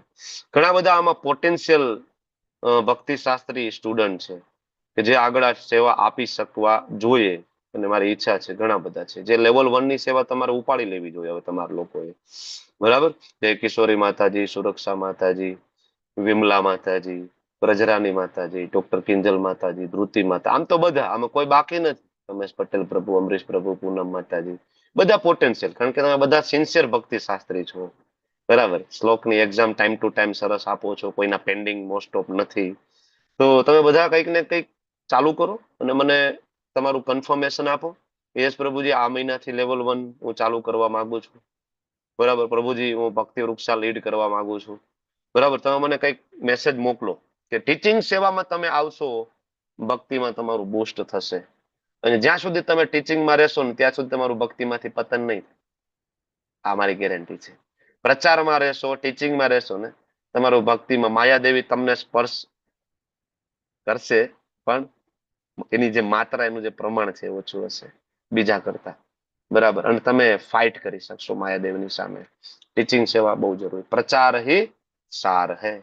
બરાબર, પ્રચાર હી સાર. ડન. તો યસ, હવે આપણે લેસન નંબર 7 માં આગળ વધવું છે. અને જે લેસન નંબર 7 છે એ આખો અધ્યાય ચોથો છે. બરાબર, 6 લેસન આપણે પૂરા કરી ગયા છે. છઠ્ઠું લેસન જે આપણે જોયું, બરાબર, કેવી રીતના કૃષ્ણ ભાવનામૃતની પ્રેક્ટિસ વર્ણાશ્રમ ધર્મથી ઉત્કૃષ્ટ છે એ આપણે જોયું હતું. શું કામ કૃષ્ણ છે એ વર્ણાશ્રમ ધર્મને અનુસરે છે? તો આપણે યદ્યત આચરિતે શ્રેષ્ઠ તત્ત દેવેતરો જના એ શ્લોકથી આપણે બધી ચર્ચાઓ કરી. જનક રાજાનું ઉદાહરણ આપણે લીધું હતું. ઇસ્કોનની અંદર વર્ણાશ્રમ ધર્મનું પાલન કેવી રીતના થાય છે એની ચર્ચા કરી. પછી લડાઈ ન કરવા માટે અર્જુનનું ચોથું કારણ અને એના વિશેના કૃષ્ણના પ્રતિભાવો, અને છેલ્લે કામ, આપણો સૌથી મોટો દુશ્મન, એને આપણે એડ્રેસ જસ્ટ કર્યું છે, એટલે હું બહુ ડિટેલમાં નથી જતો. ચોથા અધ્યાયમાં ટોટલ 42 શ્લોક અને 1 થી 10 શ્લોક છે એમાં ભગવાન કૃષ્ણ વિશેનું જ્ઞાન, અને 11 થી લઈને 15 શ્લોક જે કઈ માર્ગો છે એ અલ્ટિમેટલી કૃષ્ણ તરફ લઈ જનારા માર્ગો છે, જેમાં વર્ણાશ્રમ વિશે ભગવાન ચર્ચા કરશે, અને બધા જ માર્ગોના સર્જક ભગવાન સ્વયં છે. 16 થી લઈને 24 જે શ્લોક આવશે એ જ્ઞાન યોગના પ્લેટફોર્મ ઉપર કઈ રીતના તમે કર્મને કરી શકો છો અને તમે પ્રાપ્તિ કરી શકો છો. બરાબર, તો એ 16 થી લઈને 24 અને 25 થી લઈને 33 ત્યાગથી ગુણાતીત માર્ગ ઉપર ઉર્ધ્વ ગમન કરવાનું, અને છેલ્લે ગુણાતીત જ્ઞાનનો અલ્ટિમેટ સારાંશ. આ ચર્ચા આપણે કરીશું, જેમાં પહેલા વિભાગમાં આપણે પ્રવેશ કરીશું. ચોથો અધ્યાય, પહેલો શ્લોક. તમે જ્યારે લેવલ 1 માં આવો છો ત્યારે પણ આ અધ્યાયને ખૂબ સરસ રીતના પીપીટીમાં ત્યાં સમજાવવામાં આવે છે. તમને બધાને ખ્યાલ હશે કે ત્યાં અલગ અલગ પરંપરાની વાત છે. ઇવન આ ચોથો અધ્યાયની શરૂઆત થાય એની પહેલા એક વસ્તુ ભણાવવામાં આવે છે. શું ભણાવવામાં આવે છે આમાં? ગોલોક ચાટ. ગોલોક ચાટ નથી ભણાવવામાં આવતો. હવે તમે બધા લેવલ 1 માટે રજીસ્ટ્રેશન કરાવી દીધું કે બાકી? કાળની સ્લાઇડ. પરંપરા. ક્યારે આવી આ પૃથ્વી પર? હા, સમયની slide આવે. કાલ ભણાવવામાં આવે છે ચોથા અધ્યાયમાં. બરાબર, કાલ. લેવલ 1 નું તમારું રજીસ્ટ્રેશન થઈ ગયું છે કે નથી થઈ ગયું? ના થઈ ગયું હોય તો એ લોકોને ઈ ડોટ એલ. ચર્ચા થઈ. શું કયો પ્રભુ? હરે કૃષ્ણ. અમારા ભક્તિ વૃક્ષામાં જ સવારે જ ચર્ચા થઈ, એ શ્લોક લીધો હતો પેલો એટલે. હા, બરાબર છે. હા, તમારું ભક્તિ વૃક્ષ ચાલુ હતું, દીપેશ્વરી મને કહેતા હતા. બરાબર, યસ. તો લેવલ 1 માં પણ એટલી સરસ સ્લાઇડ છે કે ઓલમોસ્ટ ડાઉટ તો ત્યાં જ ક્લિયર થઈ જાય છે આપણા. તમારું બધાનું રજીસ્ટ્રેશન ના થયું હોય તો તમારે બધાએ રજીસ્ટ્રેશન કરાવવાનું છે. ડાયરેક્ટ લિંક મળી જાય એવી આશા રાખવાની નથી. તમારું ઇન્ડિવિજ્યુઅલ રજીસ્ટ્રેશન જોઈશે આપણે આ વખતે, અને તમે પણ બીજાને ઇન્ડિવિજ્યુઅલ રજીસ્ટ્રેશન કરાવવા માટે ઉત્સાહિત કરજો, નહીં કે એને ડાયરેક્ટ લિંક મોકલો. બરાબર, કે આ 8 AM 8 PM ની ડાયરેક્ટ લિંક જોડાઈ જાવ નહીં. આપણે ઉપર રજીસ્ટ્રેશન બતાવવાનું છે, તો તમે એને શીખડાવો કઈ રીતના રજીસ્ટ્રેશન થશે ને તમે તમારું પોતાનું પણ રજીસ્ટ્રેશન ખાસ કરી દેજો. તો પેલો શ્લોક શ્રી ભગવાન બોલી રહ્યા છે. શ્રી ભગવાન ઉવાચ ઇમમ વિવસ્વતે યોગમ પ્રોક્તવાનમ અહમ અવ્યયમ વિવસ્વાન મનવે પ્રાહમ મનોરિસ્વા કવે ગુરુ. અધ્યાયનું નામ છે દિવ્ય જ્ઞાન. બરાબર. અધ્યાયની જે શરૂઆત છે એમાં ભગવાન જે જ્ઞાન આપવા જઈ રહ્યા છે એની મહાનતા સમજાવે છે. અને આ અધ્યાયની શરૂઆત શું કામ થઈ, તો હમણાં આપણે કનેક્ટિંગ શ્લોક જોયો છેલ્લા અધ્યાયમાં કે ભાઈ કામથી બચવું હોય તો એક આધ્યાત્મિક જ્ઞાન, આધ્યાત્મિક બુદ્ધિની જરૂર પડે. તો એ ક્યાંથી પ્રાપ્ત થાય? આધ્યાત્મિક બુદ્ધિ ક્યારે થાય? જ્યારે દિવ્ય જ્ઞાન પ્રાપ્ત થાય ત્યારે. એટલા માટે આ ચોથા અધ્યાયની શરૂઆત થાય છે. અને આ ચોથો અધ્યાયનો પહેલા શ્લોકની અંદર ભગવાન કૃષ્ણએ જ્ઞાન આપ્યું વિવસ્વાનને 120 મિલિયન યર્સ, એટલે કે બિફોર 12 કરોડ વર્ષ. વિવસ્વાને મનુ મહારાજને જ્ઞાન આપ્યું 2 મિલિયન યર્સ, એટલે કે 20 લાખ વર્ષ પહેલા. બરાબર. આપણે મનુ મહારાજ થી કેલ્ક્યુલેટ કરીએ તો આ પૃથ્વી ઉપર ભગવદ ગીતાનું જ્ઞાન છે કેટલા વર્ષથી છે? 20 લાખ વર્ષથી. બરાબર.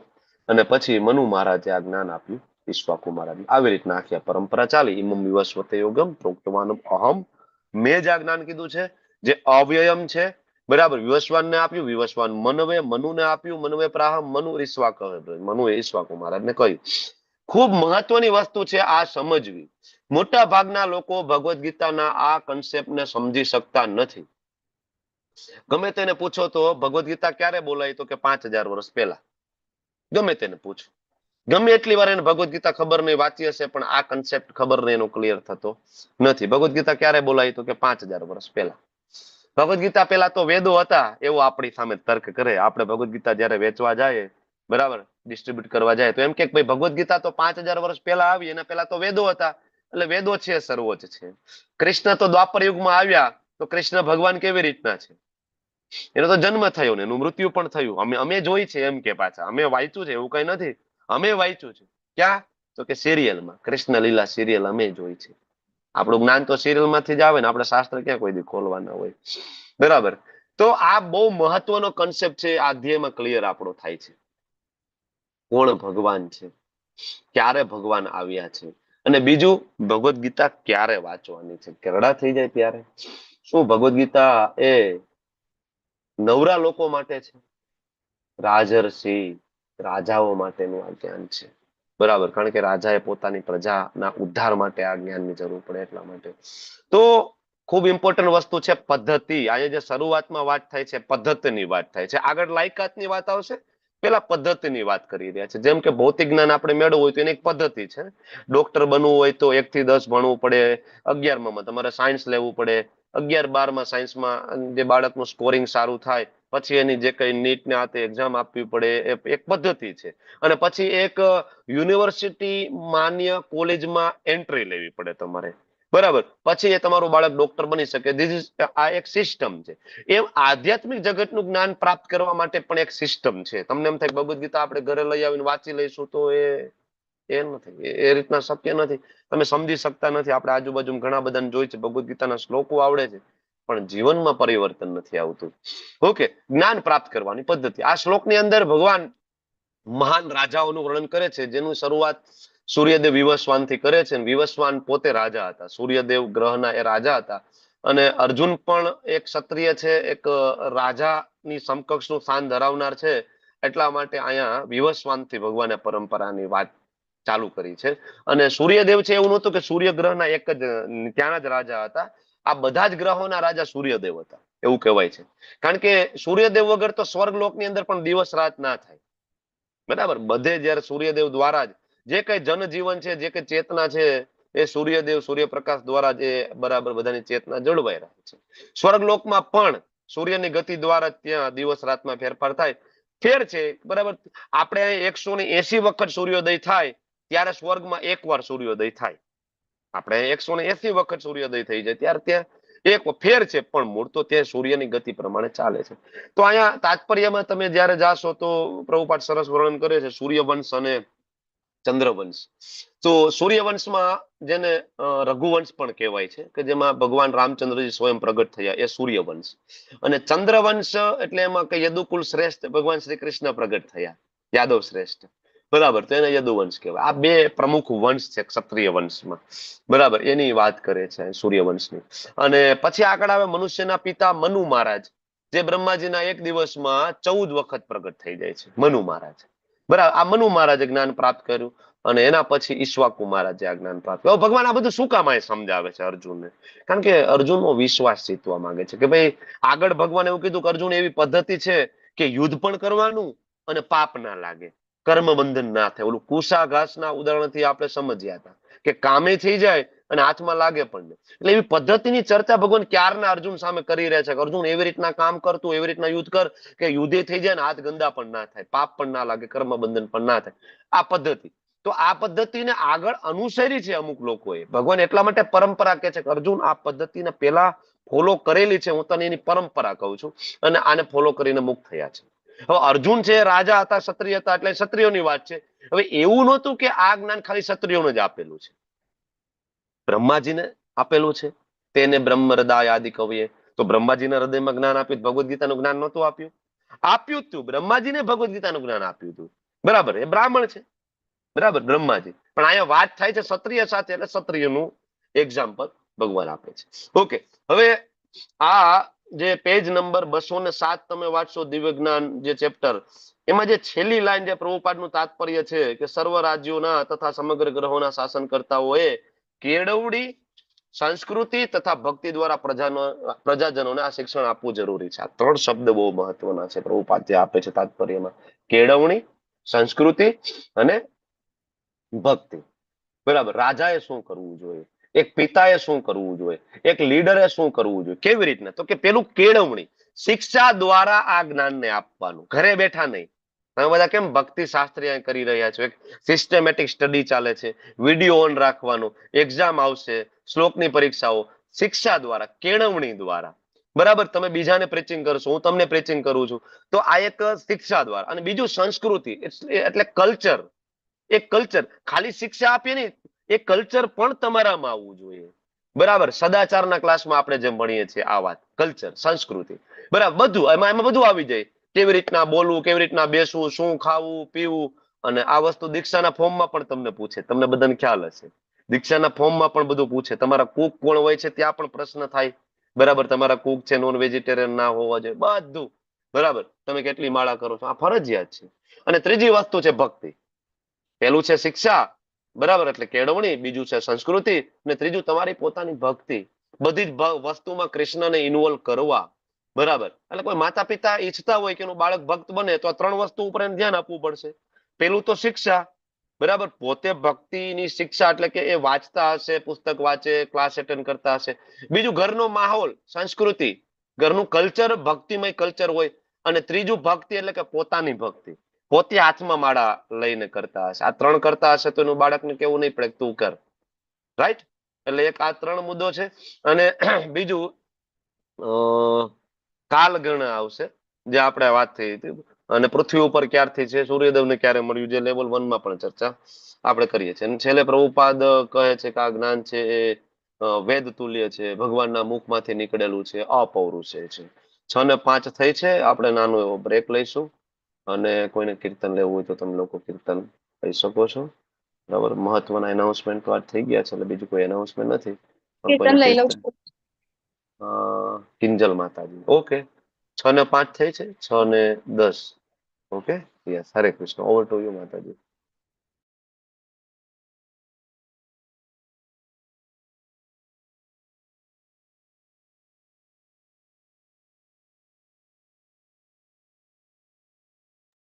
હરે કૃષ્ણ. ભજ ગોરાંગો કહ ગોરાંગો લહ ગોરાંગીરો નામ રે. ભજ ગોરાંગો કહ ગોરાંગો લહ ગોરાંગેરો નામ રે. જે જન ગોરાંગો ભજે से होय अमर प्राण रे. जे जन भजे से होय अमर प्राण रे. गौरांग बोलिया दो बहू तुलिया गौरांग बोलिया, दो बहू तुलिया नाचिया नाचिया बेडाओ रे, नाचिया नाचिया बेडाओ रे, भज गौरांगो कहो गौरांगो, लहो गौरांगेरो नाम रे, गौरांग भजले गौरांगो जपिले, गौरांगो भजले गौरांगो जपिले होय दुखेरो अवसान रे, गौरांगो भजले गौरांगो जपिले होय दुखेरो अवसान रे, भज गौरांगो कहो गौरांगो,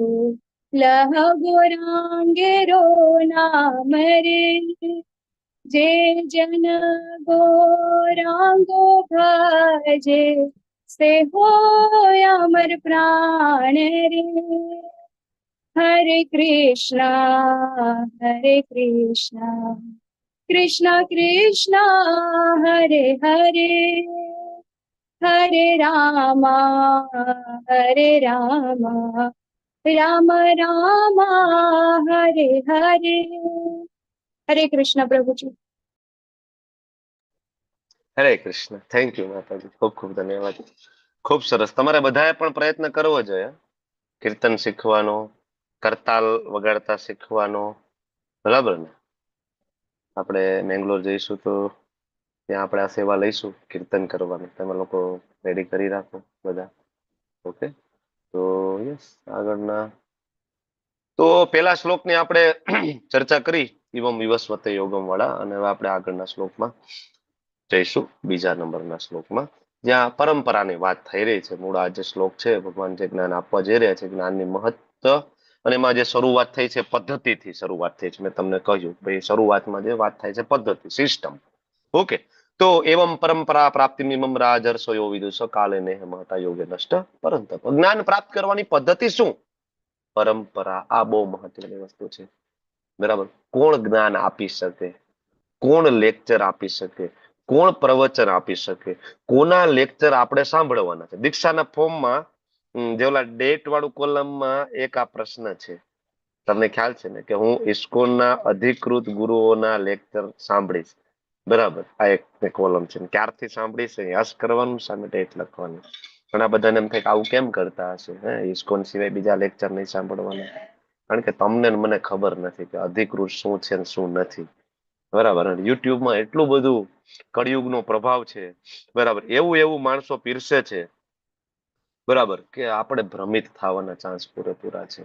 જેને જિંદગીમાં કોઈ દી કૃષ્ણની ભક્તિ નથી કરી ને, આવા લોકોના ભગવદ્ ગીતા ઉપર હજારો પ્રવચન છે, હજારો, જે કોઈ દિવસ કૃષ્ણના શરણે ગયા નથી, કોઈ દી કૃષ્ણને નમસ્કાર નથી કર્યા, હૃદયમાં કૃષ્ણ પ્રત્યે કોઈ પ્રેમ નથી. આવા લોકોનું ભગવદ્ ગીતા ઉપર ભાષ્ય છે, બરાબર, એના પ્રવચન છે.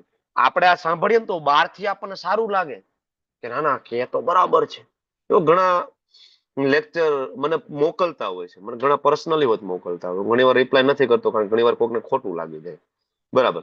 એવા લોકોના લેક્ચર કે એવી ક્લિપ મને મોકલતા હોય છે ઘણા બધા, કે જે કૃષ્ણ ભક્ત જ નથી, જેના ગળામાં કંઠીમાળા નથી, જેના કપાળ ઉપર તિલક નથી, જેને કોઈ દી ભગવાનનું નામ જપ નથી કર્યું. આવા લોકો સ્ટેજ ઉપર સારું બોલતા હોય, અને આપણે એનાથી મોહિત થઈ જાય છીએ. મેં જોયું છે આવું, બરાબર? અને આપણે એને રીલ્સ તરીકે આપણા સ્ટેટસમાં શેર કરતા હોઈએ છીએ, આપણા ફેસબુકમાં, ઇન્સ્ટાગ્રામમાં આપણે મૂકતા હોય છે. ના મૂકવું જોઈએ. હું તો આ બાબતે હું બહુ ક્લિયર છું પહેલેથી. ઘણા બધાને એવું લાગે હું થોડો રિજિડ છું, પણ નહીં. આ બાબતે હું પહેલેથી બહુ ક્લિયર છું કે નહીં, ઇસ્કોન સિવાય લેક્ચર નહીં સાંભળવાના. જ્યાં સુધી આપણને એ ખબર ના પડે ને કે સારું શું ખરાબ શું, ત્યાં સુધી નહીં સાંભળવાના. ઓથેન્ટિક ગુરુ. અને જો તમને આ વિશ્વાસ ના હોય તો પછી કોઈ મતલબ જ નથી રહેતો ને. આટલી મોટી આચાર્ય પરંપરા તમને આપી છે. ભગવાન શ્રી ચૈતન્ય મહાપ્રભુ સ્વયં જે પરંપરામાં પ્રગટ થયા, અને એ પરંપરાના લેક્ચરમાં વિશ્વાસ ના હોય ને બીજે જો ફાફા મારવા હોય, તો મતલબ કે હજી આપણને પરંપરામાં શ્રદ્ધા નથી. આનો મતલબ એ થાય, બરાબર. તો આ બહુ મહત્વનો મુદ્દો છે, ક્યાંથી સાંભળવાનું. બરાબર. તમે તો ભક્તિ શાસ્ત્રી કરશો, આગળ તમે જશો ને તમને વ્યાસાસન આપવામાં આવશે. ઘણી બધી જગ્યાએ મંદિરમાં તમને લોકોને પ્રવચન કરવા માટે કહેશે કે પ્રભુજી આજે બીજા પ્રભુજી હાજર નથી, તમે લેક્ચર લઈ લેશો. આ બહુ મોટી વાત છે. ત્યારે તમે વ્યાસપીઠ ઉપર બેસીને જે બોલશો ને, બરાબર, એ બહુ મહત્વની વસ્તુ હશે સામેવાળી વ્યક્તિ માટે, નવા ભક્તો માટે. બરાબર. તો એવા જ લેક્ચર સાંભળો જે પરંપરામાં હોય, બાકી નહીં. તમને ખબર ના પડે કે આ પરંપરામાં છે કે નથી, તમે તમારા સિનિયર ડિવોટીને મોકલો, પ્રભુજી આ સાંભળવા જેવું છે, નથી સાંભળવા જેવું. અથવા તમને ખબર નથી શું સાંભળવા જેવું, શું નથી સાંભળવા જેવું, તમે સિનિયર ડિવોટીને પૂછો, પ્રભુજી મારે કોના લેક્ચર સાંભળવાના છે, મને પ્રભુજીના એ સિનિયર ડિવોટીના એ ગુરુ મહારાજના લિસ્ટ આપો, મને નામ આપો, મને લિંક આપો. આ હોવું જોઈએ. આ નહીં થાય તો ભક્તિમાં પતનના ચાન્સ બહુ આગળ છે. ઓકે, તો મહારાજ ઈશ્વાકુ સુધી તો આ જ્ઞાન પહોંચી ગયું. આગળના શ્લોકમાં આપણે વાત કરી ને, તો પછી આગળ કેવી રીતના વધ્યું? બરાબર, મહારાજ ઈશ્વાકુ સુધી આ જ્ઞાન પહોંચ્યું, પછી આગળ પરંપરા દ્વારા વધ્યું. અને ફરીથી આ જ્ઞાન આપવાની શું જરૂર પડી ભાઈ? જ્ઞાન તો ઓલરેડી આપ્યું હતું, ફરીથી શું કામ જયારે પહેલા જ્ઞાન આપી દીધું છે? કારણ કે સકાલે નેહ મહતા જોગે નષ્ટ પરંતપ, નષ્ટ થઈ ગયું, વચ્ચે આ પરંપરા તૂટી ગઈ. બરાબર, એટલા માટે જો પરંપરા 3 કામ કરે. પરંપરામાંથી જ જ્ઞાન લેવું. શું કામ આના આ વાત ઉપર ભાર દઉં છું? કારણ કે એક તો પરંપરા છે ને બહારથી રક્ષણ કરે જ્ઞાનનું. બીજું, પરંપરા અંદરથી રક્ષણ કરે. બહારથી રક્ષણ કરે એટલે કે પરંપરામાં આવનાર સાહિત્યમાં બહારના કોઈ વ્યક્તિનો હસ્તક્ષેપ એમાં હોય નહીં ક્યારેય. આપણા ઇસ્કોનના જે કઈ લેક્ચર છે, તમે જો ઇસ્કોનની અંદર લગભગ ઇવન બીજા પરંપરાના લોકોને પણ વ્યાસસ્થાન પ્રોવાઈડ બને ત્યાં સુધી આપણે નથી કરતા. પ્રભુપાદની પોતાની ગાઈડન્સ છે કે ભાઈ બીજા બધાને બોલાવીને આપણે પ્રવચન કઈ કરવાની જરૂર નથી. કારણ કે મોટા ભાગે લોકો ડાયવર્ટેડ છે. બરાબર, એટલે પ્રભુપાદ તો બહુ સ્ટ્રિક્ટલી નહીં, આપણે આપણી પરંપરામાં છે, પ્રોપર પરંપરામાં છે, ત્યાંથી તમે લેક્ચર આપો. જે ગોળિયા વૈષ્ણવ સંપ્રદાયનું જે સાહિત્ય છે એ પરફેક્ટ સાહિત્ય છે, એમાંથી જ લેક્ચર આપો. એટલે પરંપરા તમને બહારથી બચાવે. બીજું, અંદરથી બચાવે. અંદરથી કઈ રીતના બચાવે? કે ભાઈ ધારો કે કોઈ લેક્ચર આપી રહ્યું છે, ધારો કે હું લેક્ચર આપું છું અને હું મારા કોઈ શબ્દ હું પીરસી શકતો નથી. બરાબર, ધારો કે હું મારા કઈ શબ્દ આપું, હું કોઈ શ્લોકને મારી મચોડીને અલગ રીતના કઈક સમજાવી દઉં, કોઈ હું એવી અલગ પરંપરાનું તમને નામ આપીને સમજાવી દઉં કે જે શાસ્ત્રમાં ના હોય, તો મારા સિનિયર ડિવોટી તરત મારો કાન ખેંચશે. બરાબર, અને તમે બધા પણ, તમે તો ભક્તિ શાસ્ત્રીના સ્ટુડન્ટ છો, તમને બધાને પણ ખ્યાલ છે. આ પરંપરા આપણને અંદરથી પણ બચાવે, આપણને બચાવે અને જ્ઞાનને બહારથી બચાવે, અને ત્રીજું આગળ પ્રસાર કરે. આ 3 કામ છે. આગળ પ્રસાર કરવું, અંદરથી બચાવવું અને બહારથી બચાવવું.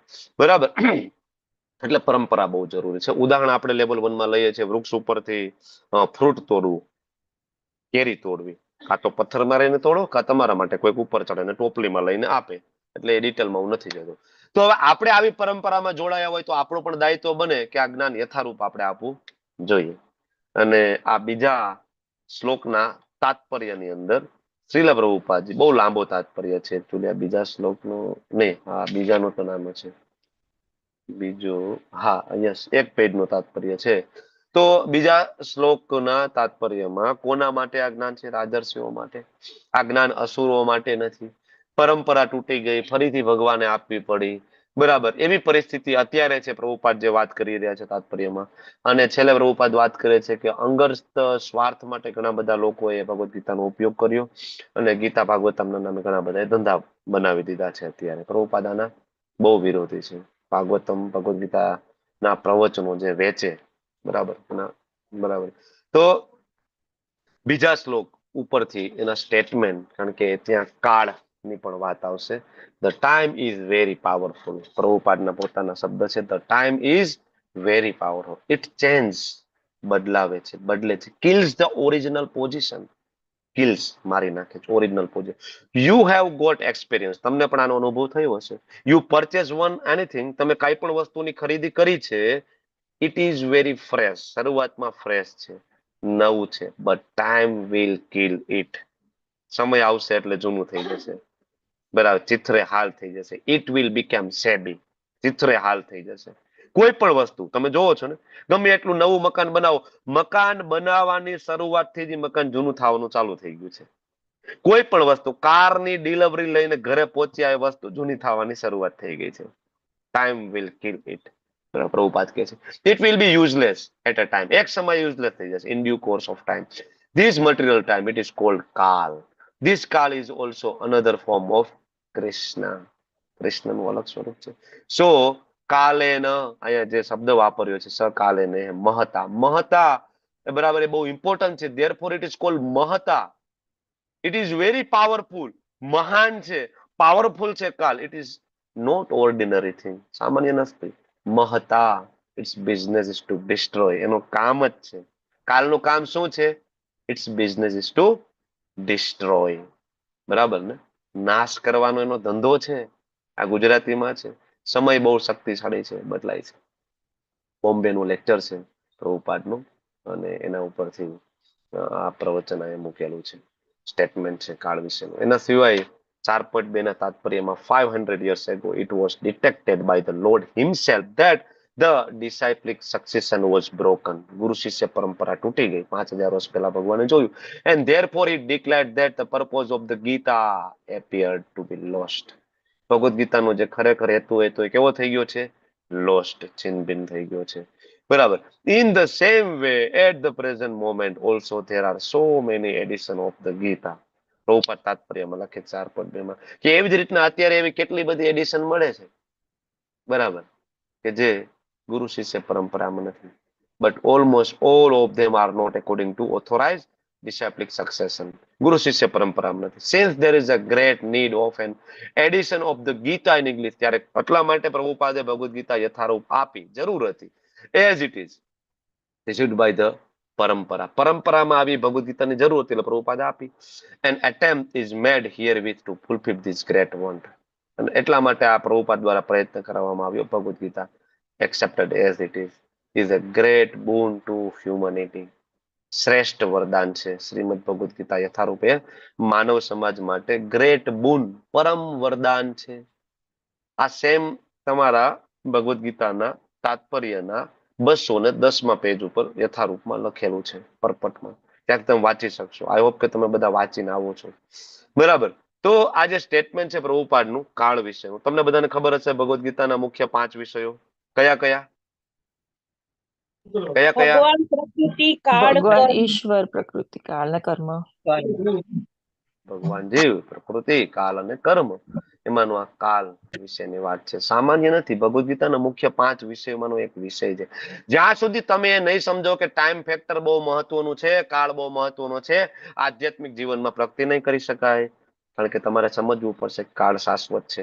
વારંવાર જન્મ થવાના છે, વારંવાર મારું મૃત્યુ થશે, વારંવાર. એવું નથી કે આ જન્મમાં હું મજા કરી લઉં ને બધું શૂન્ય થઈ જશે, પૂરું થઈ જશે. નહીં, ફરીથી તમારે ભોગવવું પડશે, બરાબર. એટલા માટે ટાઈમને સમજવાની જરૂર. એટલે કાળ ઉપર ભાર મૂક્યો છે ભગવદ ગીતાની ઉપર. પણ ભગવાન ટાઈમની પરે છે. એની ઘણી બધી લીલાઓ છે મહાભારતની અંદર, કે ભગવાને સમયને રોકી દીધો છે. કઈ કઈ લીલાઓ છે? ભગવાન કાળની પરે છે. કઈ કઈ લીલામાં?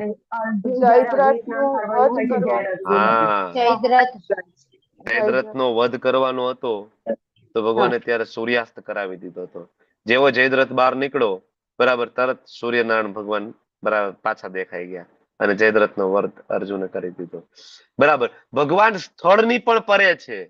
જયારે ભીષ્મદેવે નક્કી કર્યું ભાઈ 5 બાળ, જયારે દુર્યોધને ખૂબ ટીકા કરી, તમે તો આ એક દિવસમાં આ બધાને મારી શકો, કેમ મારતા નથી? ભીષ્મદેવ કે આજે ગયા, આવતીકાલે આ બધાનું પૂરું. 5 બાળને અભિમંત્રિત કરીને મૂકી દીધા. 5 બાળ 5 પાંડવો, કાલ પૂરું, ફિનિશ, બરાબર. ભગવાન તો ત્યાં હતા નહીં ભીષ્મની સામે, ભીષ્મદેવની સામે, બરાબર. સ્થળ પણ જુદું હતું, છતાં પણ ભગવાનને ખબર હતી કે ભીષ્મદેવે આવું વ્રત લઈ લીધું છે, 5 બાળ ને 5 પાંડવોનો ખેલ ખતમ. આવતીકાલે અર્જુન અડધી રાત્રે ઉઠાડે છે, ઉભો થા ભાઈ. તું કે કા? તું કે જા, બરાબર. 5 બાળ છે. એ પછી તો દુર્યોધન લઈ જાય છે. દુર્યોધન પાસેથી કોણ માગી આવે છે? અર્જુન. કેમ ખબર પડે ભગવાનને? કારણ કે ભગવાન સ્થળ અને કાળથી પરે છે. હજારો આવી રીતના એક્ઝામ્પલ તમને કથાઓ મળશે, બરાબર. તો આ કોણ સમજી શકે? જે ડિસાઇપ્લિક સક્સેશનમાં હોય ને, ગુરુ શિષ્ય પરંપરા, એ સમજી શકે. બાકી પ્રભુપાદે જેમ કીધું એમ કે ઘણી બધી એવી ભગવદ ગીતા છે જે ગુરુ શિષ્ય પરંપરામાં નથી.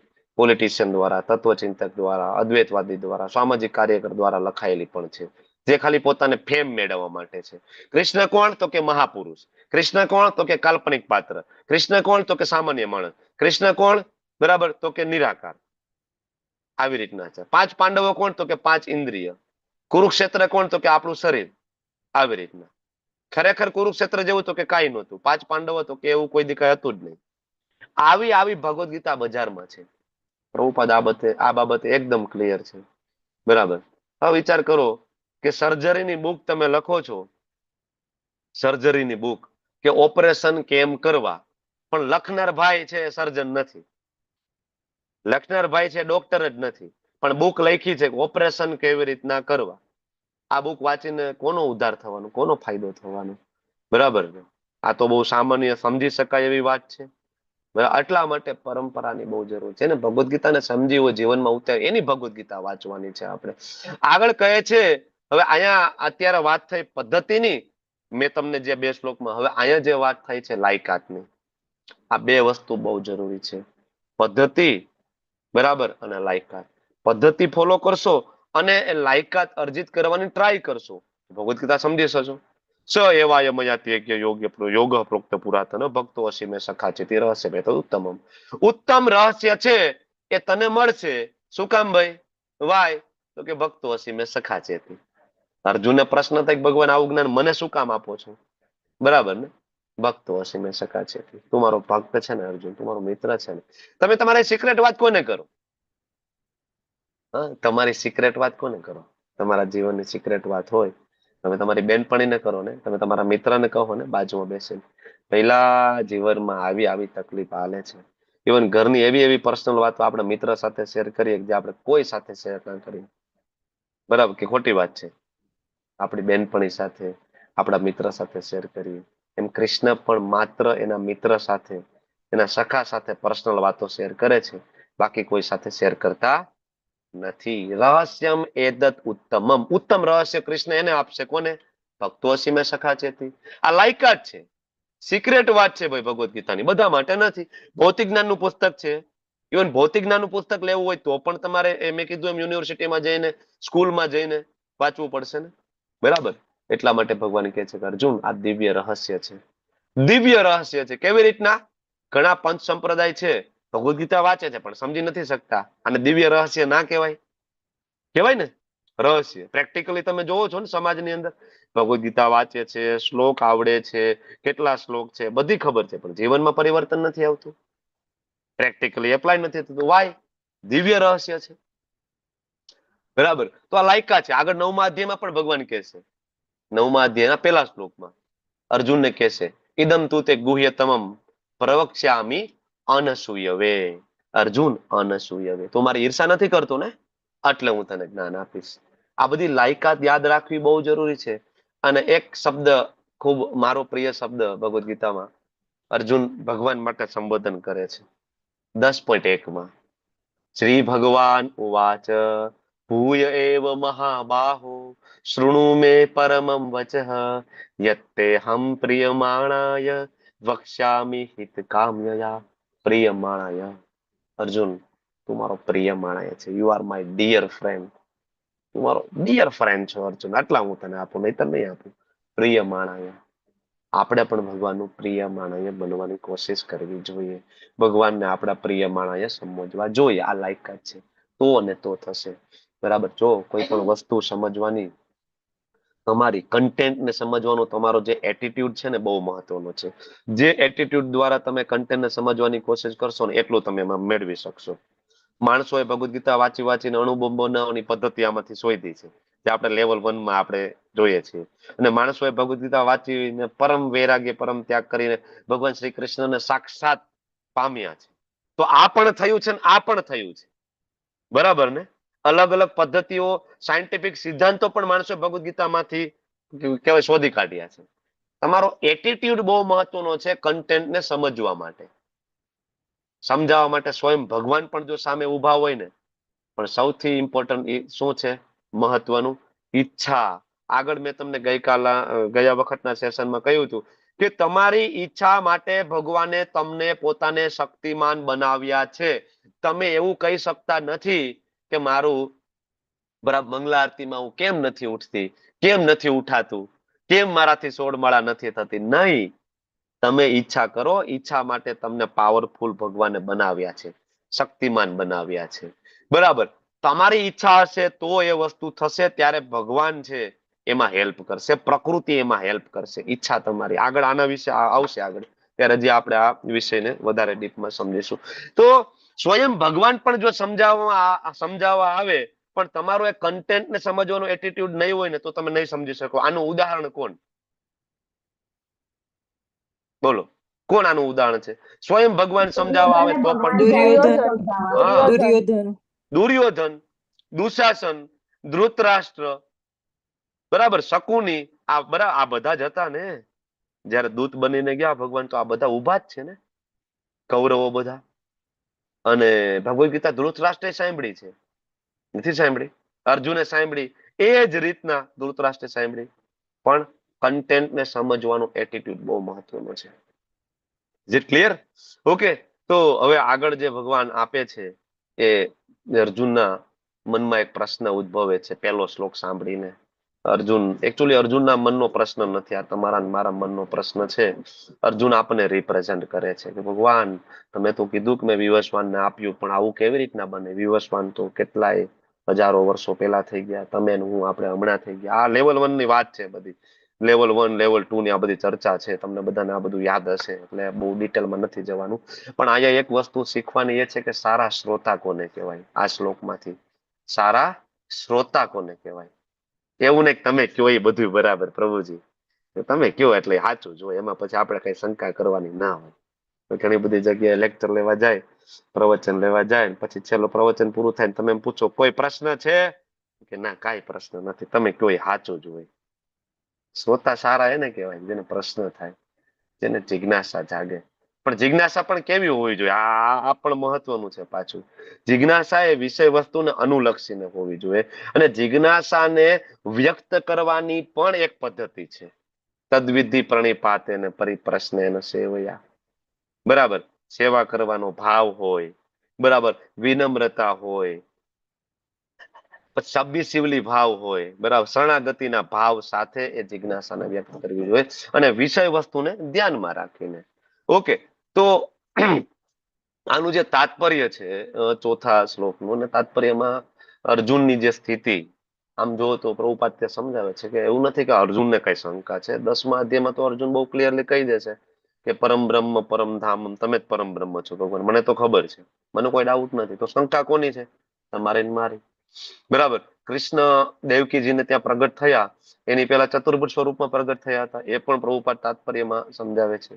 પછી અસુરો કેવી રીતના અધ્યયન કરે છે પોતાના દ્રષ્ટિકોણથી. મેં તમને આગળ કહ્યું કે કન્ટેન્ટ ને સમજવાનો એટીટ્યુડ, એના વિશે પણ પ્રભુપાદ તાત્પર્યમાં આપે છે. અસુરો કેવી રીતના અધ્યયન કરે છે અને ભક્તો કેવી રીતના કરે છે, આના વિશે પણ પ્રભુપાદ તાત્પર્યમાં આપે છે. તમે લોકો જરૂરથી આના વિશે વાંચજો. એટલે મહત્વનું છે કે આ પ્રશ્ન આપણો છે, અને આ પ્રશ્ન બહુ કહેવાય કે ઇસ્કોનમાં આવ્યા પછી મોટા ભાગે આ ડાઉટ ક્લિયર થતો હોય છે. ઇસ્કોન સિવાય લગભગ આ ડાઉટ કોઈ ક્લિયર કરાવતું નથી આપણો, બરાબર. કે કૃષ્ણ પેલા કેવી રીતના હતા, આ ડાઉટ લગભગ ક્યાંય બહુ આ ચર્ચામાં કોઈ ઊંડા ઉતરતા નથી, બરાબર. એમાં 4 પુરુષ અવતારની ચર્ચા, સોરી 3 પુરુષ અવતારની જે ચર્ચા ક્યાંય નથી થતી, બરાબર. મહાવિષ્ણુ, ગર્ભોદક્ષાય વિષ્ણુ, શિરોદક્ષાય વિષ્ણુ.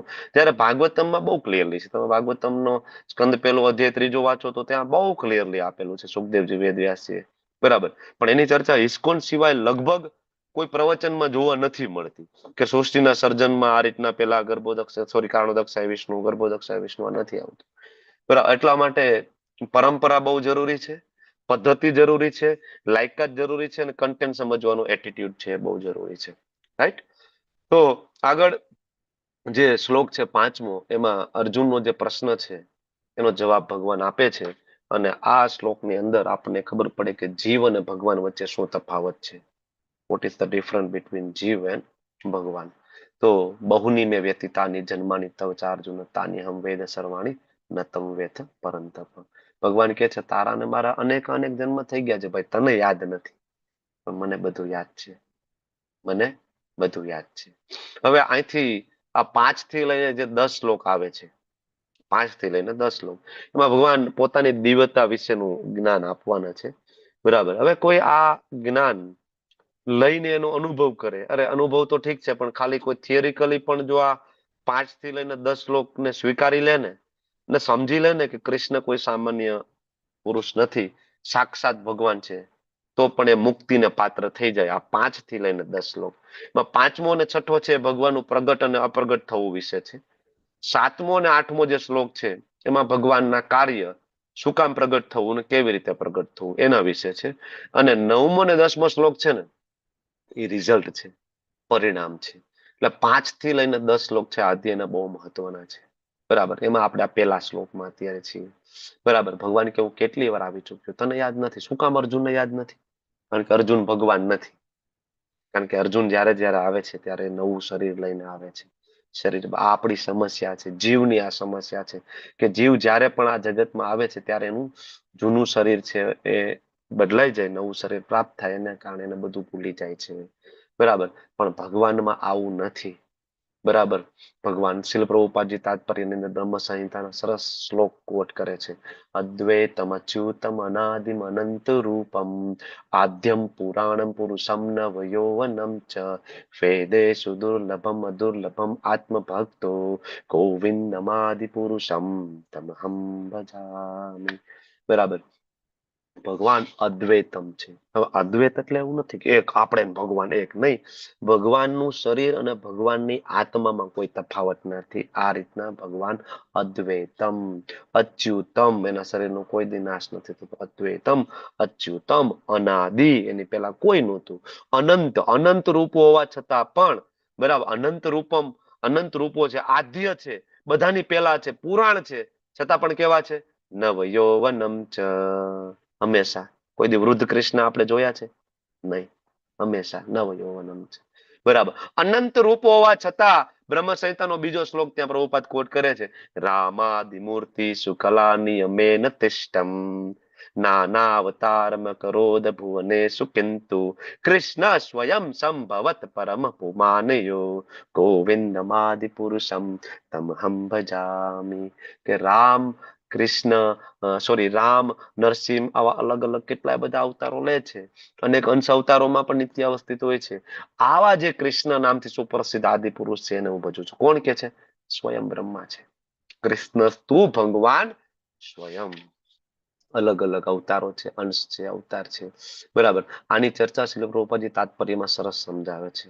અને એક સેન્ટેન્સ તાત્પર્યમાં પ્રભુપાદ સરસ લખે છે છેલ્લી લાઈનમાં. બરાબર. મતલબ પેજ નંબર 214 છેલ્લે, કે જીવાત્મા ભૌતિક મૂલવણીમાં ગમે તેટલો મહાન હોય તો તે કદાપી પરમેશ્વરનો સમકક્ષ થઈ શકતો નથી. આ હંમેશા યાદ રાખવું પડે. ગમે એટલા મોટા યોગી બની જાઓ, વેદાંતી બની જાઓ, બરાબર, દાનવીર બની જાઓ, વોટ એવર, પણ ભગવાનની સમકક્ષ થઈ શકતા નથી. એટલે ભગવાનનું નામ અચ્યુત છે. સામેના પેજ ઉપર પ્રભુપાદ લખે છે અચ્યુત. આપણે આગળનો અર્થ સમજ્યા હતા. અચ્યુત, ભગવાન પોતાની પોઝિશન ઉપરથી ક્યારેય પદભ્રષ્ટ થતા નથી. એવું નથી પેલા ભગવાન હતા ને હવે ભગવાન નથી, હવે બીજું કોઈ ભગવાન છે, નહીં. અચ્યુત.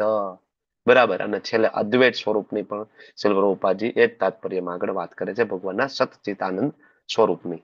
ઓકે. તો જીવાતના દેહ બદલાવાના કારણે બધું ભૂલી જાય છે, પરંતુ ભગવાનને સ્મૃતિ રહે છે, કારણ કે તેનો પોતાનો સચ્ચિદાનંદ દેહ છે. 4.5 ના તાત્પર્યમાં પેજ નંબર 215 ઉપર પ્રભુપાદા લખે છે કે ભગવાનનું સ્વરૂપ કેવું છે? સત ચિત્ત આનંદ સ્વરૂપ. અને જ્યારે ભગવાનના ધામમાં આપણે જઈએ છીએ પાર્ષદ તરીકે, ત્યારે આપણને પણ કેવું શરીર મળે છે? સત ચિત્ત આનંદ સ્વરૂપ. બરાબર. ત્યારે પણ આપણને બધું જ યાદ હોય છે, ચિત્ત, બધું જ જ્ઞાન થઈ જાય છે આપણને. ઓકે. આગળ કહે છે કે પ્રભુપાદ આ બાબતે બહુ ક્લિયર હતા. અને આ જે સ્ટેટમેન્ટ આપ્યું છે માયાવાદી માટે છે, ફોર માયાવાદી યોગી માટે. ઘણા બધા એમ કે ના ના અત્યારે આપણે છે ને આપણે જ ભગવાન છીએ, પણ માયાનો પડદો પડી જવાના કારણે આપણે ભૂલી ગયા છે કે આપણે ભગવાન છીએ. એકવાર ધ્યાન કરશું, યોગ કરશું, તપ કરશું, આપણે ભગવાન બની જશું. નમો નારાયણ. તમે પણ નારાયણ, હું પણ નારાયણ. પ્રભુપાદ બહુ ક્લિયરલી કહે છે હાઉ ગોડ કેન ફોરગેટ. ભગવાન કેવી રીતના ભૂલી શકે? પહેલા તો if you forget then you are not God. તમે ભૂલી ગયા છો, તમે ભગવાન નથી. ઇમિડિયેટલી, તરત જ. બીજી કોઈ દલીલ નથી, કોઈ ચર્ચાનો વિષય જ નથી. How God can forget. ભગવાન ભૂલી જ કેમ શકે? જો ભગવાન ભૂલી જતા હોય ભગવાન ઉપર માયાનો પડદો પડે અને ભગવાન પોતે ભૂલી જાય કે હું ભગવાન છું, તો માયા મોટી કે ભગવાન મોટા? તો ભગવાનની શું કામ પૂજા કરવી જોઈએ? માયાની પૂજા કરવી જોઈએ ને, માયાના શરણે જવું જોઈએ ને. પણ ભગવાન તો કહે છે દેવી અસમ ગુણમયી મમ માયા દૂર થયા, માયા તો મારે આધીન છે. ભગવાન એનું ભગવત તત્વ હંમેશા પ્રદર્શિત કરતા રહે. એટલે કૃષ્ણ તરીકે જયારે ભગવાન આવ્યા ને, તો કૃષ્ણ જન્મતા વેત જ પોતાના ભગવત તત્વ પ્રદર્શિત કરવાનું ચાલુ કરી દીધું. ગર્ભાશયમાં હતા ત્યારથી જ ચાલુ કરી દીધું હતું. શિવજી વારંવાર આવે છે, બરાબર 5-6 દિવસ ના હોય તો વિશાળકાય પૂતનાનો વધ કરી નાખે છે. 11 વર્ષ સુધી વ્રજમાં રહ્યા, એક પણ શસ્ત્ર વગર મહારાક્ષસોનો બધાનો વધ કરે છે. ભગવત તત્વ વારંવાર પ્રદર્શિત કરે છે. કૃષ્ણ ક્યારેય ભૂલ્યા નથી કે ભગવાન નથી, એટલે યાદ છે, પણ એના ભક્તોને યોગ માયામાં મૂકી રાખે છે જેથી એ લીલા કરે. ભગવાન પોતે ભૂલી જાય, ભગવાન પોતે ભૂલે તો હાવ ગોડ, બરાબર, એ કેવી રીતના ભગવાન હોઈ શકે? There is no other argument. Prabhupada કહે છે God cannot forget, God remember always. ભગવાનને હંમેશા બધું યાદ રહે તો જ એને ભગવાન કહેવાય, બાકી ના કહેવાય ને. માયાવાદી જે હોય ને, માયાવાદી ફિલોસોફર એમ કે બરાબર, I am God, now I am under illusion of maya. અત્યારે હું માયામાં પડી ગયો છું. આઈ હેવ ફોરગોટન માયસેલ્ફ, હું મારી જાતને ભૂલી ગયો છું કે હું ભગવાન છું, બરાબર. ધેટ આઈ એમ ગોડ, હું ભગવાન છું, ભૂલી ગયો છું. એન્ડ બાય મેડિટેશન, હું ધ્યાન દ્વારા, યોગ દ્વારા, આઈ શેલ બીકમ ગોડ, હું ભગવાન બની જઈશ. This is all nonsense. Prabhupada કહે છે નોનસેન્સ વાતો છે. Nobody can become God. કોઈ ભગવાન બની શકતું નથી. Never, never. God can not forget himself. ભગવાન કોઈ દી પોતાને ભૂલતા નથી, ને ભૂલે તો એ ભગવાન નથી. લોસ એન્જલસ નો બરાબર 3/1/1969 નો ભગવદ ગીતા 4.1 થી લઈને 6 ઉપર શ્રી પ્રભુપાદનું આ લેક્ચર છે. પ્રભુપાદ અમેરિકા ગયા ને, કેટલાય કહેવાતા સનાતન ધર્મના સંતો પ્રચારકો ત્યાં હતા, જે પોતાને બીજાને ભગવાન બનવાની ટેકનિક આપતા હતા કે આટલા ડોલર આપો તો અમે તમને આ મંત્ર આપીશું અને તમે ભગવાન બની જાઓ. આવી આવી ટેકનિક ત્યાં વેચતા હતા. પ્રભુપાદ ગયા ને ત્યારે પ્રભુપાદ લખે છે બધું, બરાબર. અને આજે પણ આવા ઘણા બધા છે. હિઝ હોલીનેસ રાધાનાથ સ્વામી મહારાજ, તમે નામ સાંભળ્યું છે, ઇસ્કોનના એક ગુરુ છે, બરાબર. હિઝ હોલીનેસ પરમ પૂજ્ય રાધાનાથ સ્વામી મહારાજ, એની એક પુસ્તક છે, એના ઉપર લખાયેલી પુસ્તક છે અનોખા સફર. એમનું પોતાનું બાયોગ્રાફી છે, અનોખા સફર. ક્યારેક સમય મળે તો વાંચજો, બરાબર. મહારાજ તો એકદમ નાની ઉંમરે નીકળી ગયા હતા, બરાબર, ત્યાં વેસ્ટર્ન કન્ટ્રીમાંથી ફરતા ફરતા ફરતા પછી એ ભારતમાં આવ્યા છે. એટલે હિમાલયમાં મહારાજ ઘણો સમય રહ્યા. હિઝ હોલીનેસ રાધાનાથ મહારાજ હિમાલયમાં રહ્યા અને એવી એવી યોગ સિદ્ધિઓની સાધના કરી અને એને જોઈ કે ત્યાં યોગીઓ હવામાં ઉડતા હતા. યોગીઓ તપ કરતા કરતા જેવી સાધનમાં બેસે, તપમાં બેસે અને એ હવામાં રીતસરમાં ફ્લોટ થઈ શકે, ઉડી શકે. કારણ કે અષ્ટ સિદ્ધિ તમને ખબર છે ને, અષ્ટ સિદ્ધિ, અણિમા, લઘિમા, ગરિમા, મહિમા, બરાબર, આ બધી સિદ્ધિઓ. તો આ બધી સિદ્ધિઓ પ્રાપ્ત કરતા અને લખે છે હિઝ હોલીનેસ રાધાનાથ મહારાજ એના પુસ્તકની અંદર. તો ત્યારે એ લખે છે કે આ બધા સાથે હું રહ્યો, એનું મળવાનું થયું અને એવા કેટલા બધા પ્રવચનોમાં મારે એની સાથે સ્ટેજ શેર કરવાનું થયું. તો આ લોકો મારી બાજુમાં બેસતા, એ લોકો એમ કહેતા કે તમે અમેરિકાથી શું અહીંયા આવ્યા છો? એ કે ત્યાં કેવી ત્યાં કે મજા હોય, કે મોજ હોય, કે બધું ત્યાં મળી રહે, બરાબર, કે કામ વાસનાના બધા સાધનો મળી રહે, ભોગ ભોગવણ.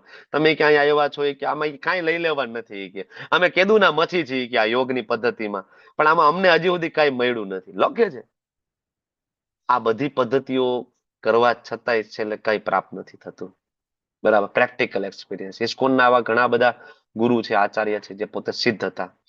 બીજું એક નામ હું ભૂલી ગયો, તમે લોકો સર્ચ કરજો. આપણે જગન્નાથપુરીની બાજુમાં એક મંદિર, ભુવનેશ્વરનું જે મંદિર જેમને બનાવ્યું શ્રીલ પ્રભુપાદજીના પ્રિય શિષ્ય, બરાબર, એ પણ સિદ્ધ હતા, બરાબર. એ ઇસ્કોનમાં આવ્યા પહેલા સંન્યાસી હતા અને યોગ સિદ્ધિઓ પ્રાપ્ત ઓલરેડી કરેલી હતી, પણ એક એવા ગુરુની શોધમાં હતા જેને યોગ્ય રસ્તો બતાવે. ને પ્રભુપાદને જયારે મળ્યા તેને ખબર પડી કે નહીં, આ જ મારા આધ્યાત્મિક ગુરુ છે. એમને પ્રભુપાદ પાસે દીક્ષા લીધી અને પ્રભુપાદે એમને આદેશ આપ્યો તો ભુવનેશ્વર જાઓ અને મંદિર બનાવો. એ એક આખું એ જે સ્ટોરી છે, ભુવનેશ્વરનું જે મંદિર બન્યું છે અને એમની પાછળ જે મહારાજનો જે પ્રયત્ન છે અને એમની જે ગુરુ નિષ્ઠા છે, એ ખરેખર વાંચવા જેવો છે, સમજવા જેવો છે. ત્યારે ખબર પડે પ્રભુપાદની ટીચિંગ્સ કઈ લેવલની ટીચિંગ્સ છે. પ્રભુપાદના શિષ્યો એવા એવા યોગીઓ હતા કે જે હવામાં ફ્લોટ કરી શકતા હતા, બીજાના મનના વિચારો જાણી શકતા હતા. આવા આવા એના શિષ્યો હતા પ્રભુપાદના. તો પ્રભુપાદ પાસે કેટલી સિદ્ધિઓ હશે વિચાર કરો.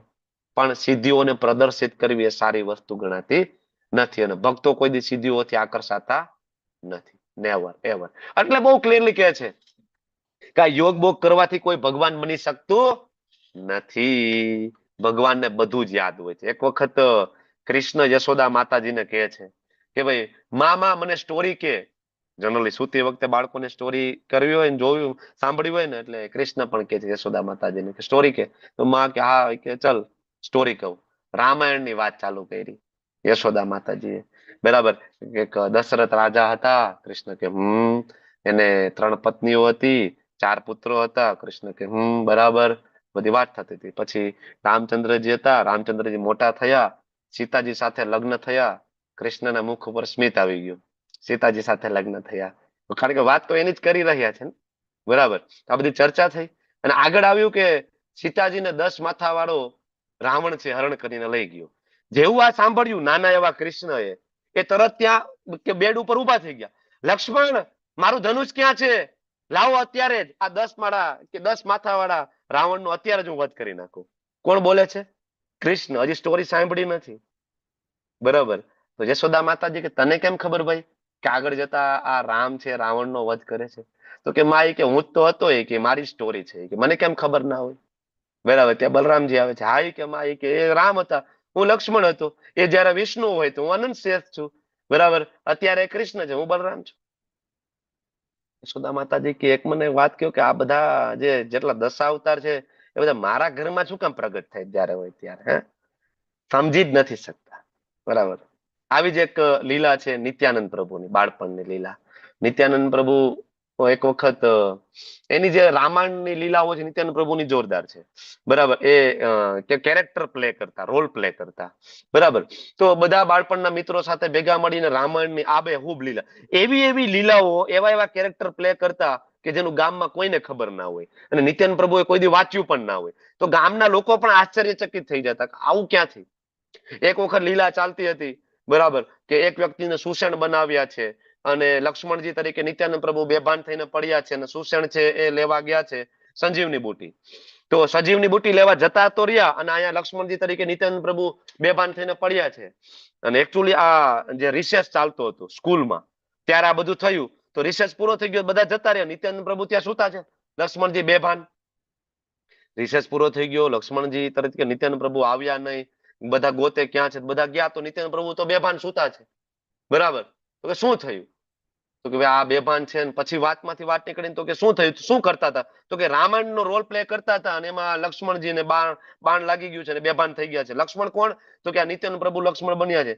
તો કે સુષેણ કોણ બન્યું? એક વિદ્વાન માણસ હતો. કે સુષેણ કોને બનાવ્યા હતા? તો કે એક કે હા, કે સુષેણ મને બનાવ્યો હતો.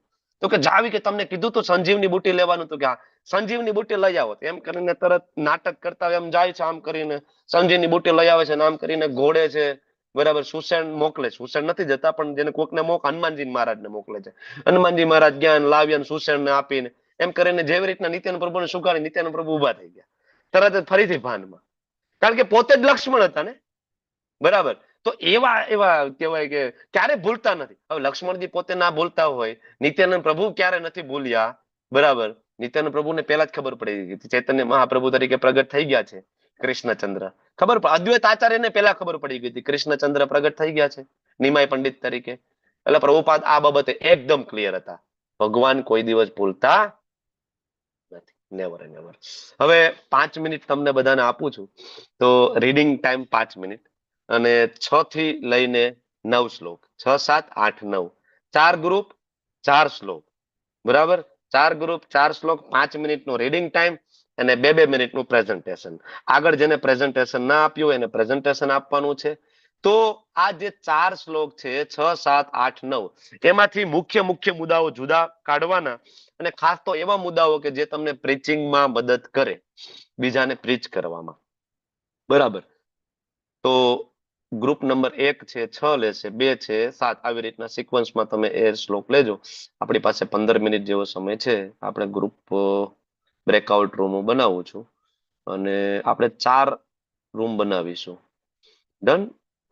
assign automatically and this is create okay 4 room અને યસ તમને બધાને ખ્યાલ આવી ગયો છે શું કરવાનું છે? ગ્રુપ નંબર 1 ની અંદર એક વ્યક્તિને હું ખાલી કહી દઉં છું. ગ્રુપ નંબર 1 ની અંદર છે ધ્રુતિ પટેલ માતાજી. તમારો શ્લોક છે તમારા ગ્રુપમાં તમારે ઇન્ફોર્મ કરવાનું છે 4.6. ગ્રુપ નંબર 2 માં અમરીશ પટેલ પ્રભુ છે 7મો શ્લોક. ગ્રુપ નંબર 3 માં અનિતાબા ગોહિલ માતાજી છે પણ અચ્છા દર્શના રાજગોર માતાજી છે તો એમને નેક્સ્ટ શ્લોક આવશે 4.8 ને ગ્રુપ નંબર 4 માં ડોક્ટર કિંજલ માતાજી છે 4.9 લાસ્ટ શ્લોક આવશે. ડન. 4 ગ્રુપ 4 શ્લોક ચર્ચાઓ મહત્વના મુદ્દા 5 મિનિટ રીડિંગ બરાબર અને 2 મિનિટની ત્યાં ચર્ચા કરી લો મુદ્દા અલગ પાડી લો અને તરત આપણે 7 મિનિટમાં ફરીથી અહીંયા મળીશું અને થોડી ચર્ચાઓ કરીને કન્ક્લુડ કરીશું. ડન. જોઈન કરી દો તમારી સામે જે સ્ક્રીનમાં આવે છે તે લિંકને ફટાફટ.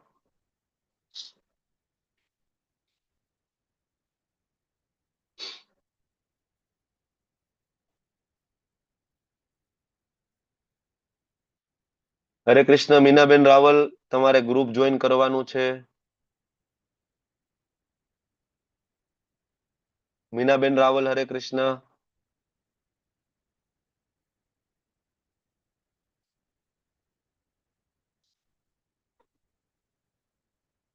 હરે કૃષ્ણ કૃષ્ણ કૃષ્ણ હરે હરે.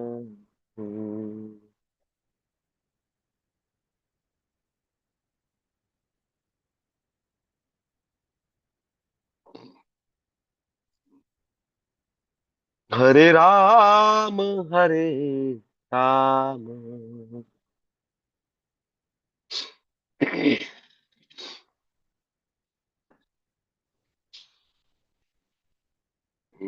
રામ હરે હરે.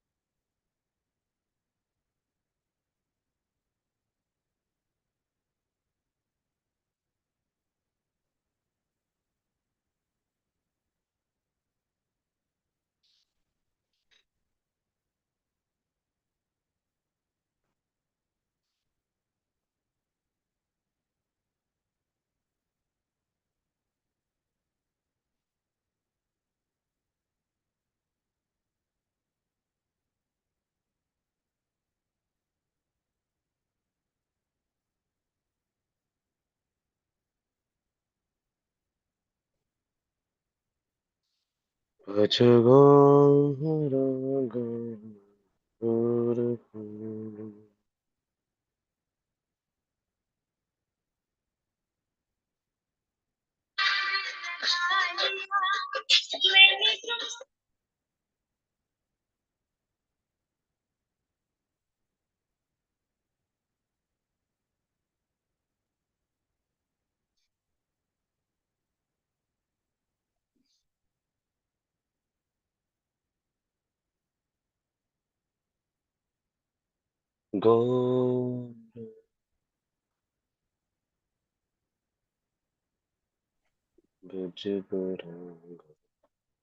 Krishna. Welcome back, everyone.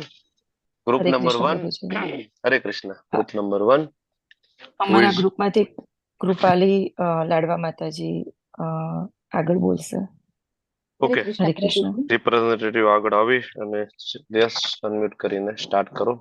હરે કૃષ્ણ પ્રભુજી.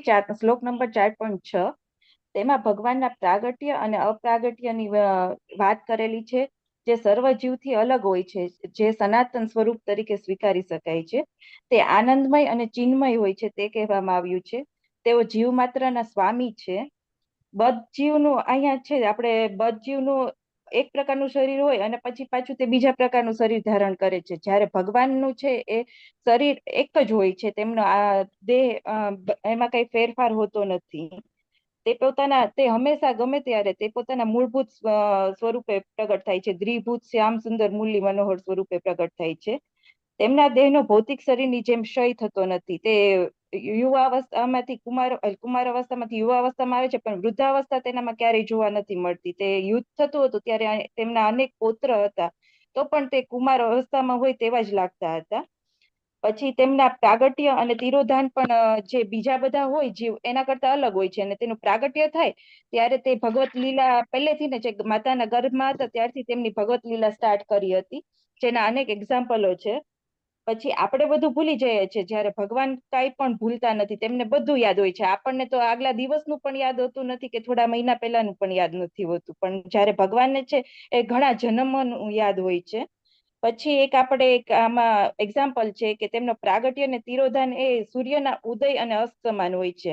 જે સૂર્ય છે એ આપણે અત્યારે છે તો સૂર્ય અસ્ત પામ્યો છે, અને બીજી કન્ટ્રીમાં ઉદય પામ્યો હોય એવું હોય, પણ સૂર્ય છે એના એ સ્થાને જ છે. એવી રીતે ભગવાન પણ એના એ સ્થાને છે, પણ આપણને ખબર હોતી નથી કે કેવી રીતે હોય છે. હરે કૃષ્ણ પ્રભુજી. હરે કૃષ્ણ. ખૂબ સરસ માતાજી. આવી રીતના તમારે બધાએ પોઈન્ટ કવર કરવાના છે. તમારી પાસે સમય મર્યાદા 2 મિનિટની રહેશે. જરૂર પડે તો 20 સેકન્ડ એક્સ્ટ્રા તમને મળશે. 2 મિનિટ 20 સેકન્ડ. ઓકે, મહત્વના મુદ્દાની તમે ચર્ચા કરી છે આની અંદર, પણ સંસ્કૃતનો મહત્વનો જે પોઈન્ટ છે એક તો આમાં અજ, પેલું ભગવાન અજન્મા અજો અપી સનવ્યાત્મા અજ, અને બીજું આની અંદર સૌથી મહત્વનું છે સંભવામી આત્મમાયા. બરાબર, ભગવાન આપણી જેમ ફોર્સફુલી પ્રગટ થતા નથી. ભગવાન પોતાની શક્તિ દ્વારા, પોતાની સ્વરૂપ શક્તિ, પોતાની યોગ માયા શક્તિ દ્વારા પ્રગટ થાય. ભૌતિક શક્તિ દ્વારા એ પ્રગટ થતા નથી, કે આપણી જેમ સ્વરૂપ પ્રગટ શરીર ગ્રહણ કરવું પડતું નથી. અને ભગવાન હંમેશા એની નિત્ય લીલા ચાલતી રહી છે. જેમ સૂર્ય અહીંયા પ્રગટ થયો છે, બરાબર, તો બીજે ક્યાંક અસ્ત થયો હશે, ક્યાંક બીજે પ્રગટ થતો, આ સતત ચાલુ જ છે પ્રોસેસ. એમ દામોદર લીલાના એક લેક્ચરમાં પ્રભુપાદ પોતે કહે છે કે દામોદર લીલા એવું નથી કે ત્યારે થઈ, દામોદર લીલા આજે પણ થઈ છે, આવતીકાલે પણ થશે, ગઈકાલે પણ થઈ હતી. કારણ કે કૃષ્ણ તો અલગ અલગ અનંત બ્રહ્માંડોમાં અલગ અલગ જગ્યાએ કૃષ્ણ તરીકે પોતે પ્રગટ થાય છે, અને રોજ એવરીડે આ લીલા ચાલુ જ છે. અત્યારે પણ ક્યાંક ભગવાન કૃષ્ણને ઉખલ સાથે બાંધેલા હશે, કોઈ બ્રહ્માંડની અંદર આ લીલા હાલમાં પણ ચાલી રહેલી છે. તો નિત્ય લીલા, હરિ અનંતા, હરિકથા અનંતા. ભગવાનની કથાઓ અનંત છે, ભગવાનની લીલાઓ અનંત છે. ભગવાન ક્યારે ભૂલતા નથી, કારણ કે દેહ બદલાતો નથી. ઓલમોસ્ટ બધા મુદ્દા તમે કવર કર્યા છે. Thank you. Next group. હરે કૃષ્ણ. હરે કૃષ્ણ. સૃજામી શબ્દ બહુ 4.7. મહત્વ, હા, સૃજામી શબ્દ બહુ મહત્વનો છે, એટલે કે અવતરે છે ભગવાન. ભગવાન એની ઈચ્છાથી જ પ્રગટ થાય. પછી અધર્મનું સામ્રાજ્ય હોય ત્યારે, પછી બુદ્ધ ભગવાન છે તો એ અહિંસાને અટકાવવા માટે આવેલા એમ. અને કોઈ વાર જાતે પ્રગટ થાય અને કોઈ વાર એના પાર્ષદોને મોકલે છે ભગવાન. ભગવાન સર્વત્ર ગમે ત્યાં જ્યારે ઈચ્છા થાય ત્યારે સ્વયં પ્રગટ થાય છે. તેઓ ક્યારેક પોતાના પ્રામાણિક પ્રતિનિધિ કે પુત્રને દાસ તરીકે મોકલે છે અથવા ગુપ્ત વેશે સ્વયં પ્રગટ થાય છે. નીતિ નિયમો જરૂરી છે અને એનું પાલન થાય તો અધર્મ વધે છે, એટલા માટે પાલન ન થાય તો અધર્મ વધે, એટલા માટે ભગવાન અવતરે છે. હરે કૃષ્ણ. ઓકે, હજી તમે ઘણું બધું કવર કરી શકતા હતા. જ્યારે તમે કવર કરો તો બે મહત્વની વસ્તુ કવર કરવી જોઈએ. એક તો સંસ્કૃત જે કઈ શ્લોક વર્ડિંગ આપ્યું હોય તે, અને બીજું ઉપમા. આ બે હંમેશા કવર કરવાનું. તો તમારા ગ્રુપમાંથી કોઈને બોલવું છે હજી? તમારી પાસે 1 મિનિટ છે. હાજી બોલો. હા પ્રભુજી. વેદોનું જ્ઞાન ભગવાને બ્રહ્માને સીધું આપ્યું હતું, એટલે કે ધર્મના સિદ્ધાંતો પૂર્ણ પુરુષોત્તમ ના પ્રત્યક્ષ આદર્શો છે. જે ધર્મ તું સાક્ષાત ભગવત પ્રણિપાત છે. પછી ભગવાન દરેક અવતારમાં એક સમાન સિદ્ધાંતો શીખવે છે, પણ તે પરિસ્થિતિ પ્રમાણે અલગ અલગ હોય છે. એટલે કે આપણે જો 4 વર્ણો અને આશ્રમો પ્રમાણે સાધન સ્વીકારીએ તો ઉચ્ચતર ધર્મનું ઓટોમેટિકલી પાલન થાય જ છે. અને ભગવાન જયારે બુદ્ધ પ્રગટ્યા હતા ત્યારે અનાચારને અટકાવવા અને અહિંસાના વૈદિક, ત્યારે એ ટાઈમે એમનો એ રોલ હતો. પણ એવું નથી કે દર વખતે એ જ સિદ્ધાંતો ને એ જ સમયે ને એ જ ટાઈમે આવશે, પણ એ પોતાની રીતે પ્રગટે છે. બસ પ્રભુજી આટલું જ છે. હરે કૃષ્ણ. ઓકે, ખૂબ સરસ. તમે લોકોએ આ ધર્મ તું સાક્ષાત ભગવત પ્રણીતમ એ ધર્મની એક સરળ વ્યાખ્યા ભાગવતમાં આપેલી. તમે લોકોએ એક ઉપમા કવર નથી કરી, જે તમારે કરવી જોઈએ. છેલ્લો જે પેરેગ્રાફ છે એમાં પ્રભુપાદ ઉપમા આપે છે, 2 + 2 = 4 થાય. બરાબર. એ બહુ આમ મહત્વની ઉપમા છે. હું તમને પહેલેથી આપણા શ્લોકમાં જઈએ તો પેલા સૃજામી મહત્વનો શબ્દ ધર્મ તું સાક્ષાત ભગવત પ્રણીતમ. અધર્મ એટલે શું? જેમાં કૃષ્ણ પ્રસન્ન નથી, એને અધર્મ કહેવાય. આપણે આગળ 3.31 3.32 જોયું કે આદેશ જે માને છે જે આદેશ નથી માનતા એને શું કહેવાય? એક અધ્યાત્મ ચેતસ અને એક અચેતસ. આ બધું જો બુદ્ધ અવતાર વિશે અહીંયા સામે ખૂબ ડિટેલમાં આપ્યું છે, શું કામ બુદ્ધ આવ્યા. બરાબર. હવે જે અવતાર આવે ને એનું જે કાર્ય હોય એટલે પૂરતું એ કાર્ય અને એ યોજના પૂરી થાય એટલે જતા રહે. એવું નથી કે દરેક અવતારમાં આવે ને બધું જ આપે, જરૂરી નથી. બરાબર. પણ તમે જો ઇન્ટર રિલિજિયસ કોન્ફરન્સ થાય, અલગ અલગ ધર્મોની કોન્ફરન્સ, એમાં અલગ અલગ દેશો વચ્ચે લેટર અને સ્પીચ થી આપલે થાય. બરાબર. અને એ કોન્ફરન્સમાં મુખ્ય મુદ્દો તમે જુઓ તો સેમ જ હોય. જીવ પ્રત્યે દયા, સાફ હૃદય હોવું જોઈએ, ઈમાનદારી હોવી જોઈએ, જગતમાં બહુ કષ્ટ છે, બહાર નીકળવું જોઈએ. તો આમ જોઈએ તો બધું તમે કોઈ પણ ધર્મ ગ્રંથ લઈ લો, બાઇબલ લઈ લો કે અલ્ટિમેટલી તમે કુરાન લઈ લો કે ભગવદ ગીતા, અલ્ટિમેટલી પણ જે તે સામેવાળાની યોગ્યતા અને પાત્રતા મુજબ ને સમયની માંગ મુજબ જ્ઞાન આપે. એટલે બુદ્ધ અવતાર તરીકે ભગવાન આવ્યા તો એને અહિંસા, બરાબર, એનો સિદ્ધાંત આપ્યો અને વેદોને નકાર્યા. બરાબર. જેટલી યોગ્યતા. પ્રભુપાદે એનું ઉદાહરણ આપ્યું કે 2 + 2 = 4 થાય. બીજા ધોરણનો વિદ્યાર્થી હોય એને 2 + 2 એટલે 4 થાય, આ શીખડાવવામાં આવે. પણ આ 2 + 2 4 થાય ને એ 12મા ધોરણના વિદ્યાર્થીને સેમ લાગુ જ પડે. ટીચર બેયના કદાચ સેમ હોય, 12મા ધોરણના ટીચર સેમ હોય, બીજા ધોરણમાં એક ટીચર કદાચ મેથ્સ ભણાવવા જતા હોય તો એ બીજા ધોરણ વાળાને 2 + 2 4 સમજાવશે, પણ 12મા ધોરણ વાળાને 2 + 2 = 4 થાય એ લાગુ તો પડશે, પણ એનાથી વિશેષ પણ ઘણું બધું સમજાવશે. એટલે ભગવાનના જે અવતાર કાર્ય છે એ આ મુજબ એના અવતાર કાર્ય હોય છે. બાઇબલમાં બહુ ક્લિયરલી લખ્યું છે કે ભગવાન જે જીસસ ક્રાઇસ્ટના અનુયાયીઓ એને પૂછે છે ત્યારે એમ કહે છે ભાઈ કહેવા માટે તો મારી પાસે ઘણું બધું છે પણ તમારી યોગ્યતા નથી, એટલે અત્યારે તમે આટલું. એટલે બાઇબલમાં જોવો ને તો આમ બેઝિક બધા સિદ્ધાંતો આપેલા છે. બહુ ડિટેલ કે આધ્યાત્મિક સ્ટડી એની અંદર નથી, કારણ કે સામેની યોગ્યતા ને લાયકાત એટલી હતી. પણ કૃષ્ણ જયારે અર્જુનને જ્ઞાન આપે છે, 7મો અધ્યાય તમે ખોલો તો બીજા શ્લોકમાં શું કહે છે કૃષ્ણ? જ્ઞાનમ તે અહમ સવિજ્ઞાનમ વક્ષ્યામિ અશેષતઃ યજ જ્ઞાત્વા નેહમ ભૂયો અન્ય જ્ઞાત અવ્યમ શિષ્યતે અવશિષ્યતે. બરાબર. કે એક વખત તું આ જ્ઞાન લઈ લેશ તો બીજું કોઈ જ્ઞાન પ્રાપ્ત કરવાની તારે જરૂર નથી, બધું આપી દઉં છું, ઇન્દ્રિય ગમ્ય અને આધ્યાત્મિક દિવ્ય બને. બરાબર. તો કમ્પ્લીટ પેકેજ આપી દઉં છું, કારણ કે અહીંયા સમયની માંગ પણ છે અને અર્જુનની પાત્રતા પણ છે. એટલે આ જે છેલ્લો જે પેરેગ્રાફ છે બહુ મહત્વનો છે. 2 + 2 = 4. ભગવાન બુદ્ધ તરીકે આવ્યા તો એને અહિંસાનું કીધું, 2 + 2 = 4 કીધું, કારણ કે વિદ્યાર્થી બીજા ધોરણના હતા. બરાબર. એને ત્યાં વૈષ્ણવિઝમ શીખડાવવાનું નહોતું, પણ જ્યારે એ ચૈતન્ય મહાપ્રભુ તરીકે આવ્યા ત્યારે એને 2 + 2 = 4 થાય, અહિંસા કરવાની છે, એ તો અહીંયા આપણને લાગુ પડે છે, પણ આપણને એના સિવાય ઘણું બધું આપ્યું જે સુપ્રીમ હતું. બરાબર. Okay, than next group number 3. હરે કૃષ્ણ પ્રભુજી. હા, 2 અમારા મિનિટનો ગ્રુપમાં સમય. અમરીશનાથ પ્રભુજી, જયશ્રી માતાજી, અનિતા માતાજી, દર્શના રાઠોડ માતાજી અને હું હતા. આ શ્લોકમાં આપણને જાણવા મળશે કે ભગવાન શા માટે પ્રગટ થાય છે. ભગવાન ભક્તોની પ્રશંસા અને ઉદ્ધાર કરવા માટે પ્રગટ થાય છે. ભક્તોના ઘરમાં જ જયારે અસુર વૃત્તિ હોય, જેમ કે પ્રહલાદ મહારાજના ઘરમાં હિરણ્યકશિપુ હતા, તો એમને મારવા માટે નરસિંહ ભગવાન અવતાર લીધો હતો. એવી જ રીતે દેવકી માતા અને કંસના જયારે ઉપદ્રવ હતો ત્યારે એમને મારવા માટે કૃષ્ણ ભગવાન આવ્યા હતા. ચૈતન્ય મહાપ્રભુનો કળિયુગમાં અવતાર શેના માટે થયો? તેમની નિષ્કારણ કૃપા વર્ષાવા અને સંકીર્તન આંદોલન દ્વારા આપણો ઉદ્ધાર કરવા માટે એમનો જન્મ થયો હતો. લીલા દ્વારા પછીના ભગવાનની લીલા દ્વારા, લીલા એટલા માટે ભગવાન કરે છે કે પછીના યુગમાં મનુષ્યો એ લીલાનું શ્રવણ કીર્તન કરીને એ મનુષ્ય એમની જાતનો પોતાનો ઉદ્ધાર કરી શકે અને ભગવાન આનંદ પ્રદાન કરવા માટે આવે છે. બીજું, આ શ્લોકમાં અવતારોના પ્રકાર જણાવ્યા છે: પુરુષાવતાર, ગુણાવતાર, લીલાવતાર, શક્ત્યાવેશ અવતાર, મન્વંતર અવતાર અને યુગાવતાર. હરે કૃષ્ણ પ્રભુજી. હરે કૃષ્ણ. મુખ્ય મુદ્દો મિસિંગ પાછો. કયો મુખ્ય મુદ્દો? છેલ્લો પેરેગ્રાફ.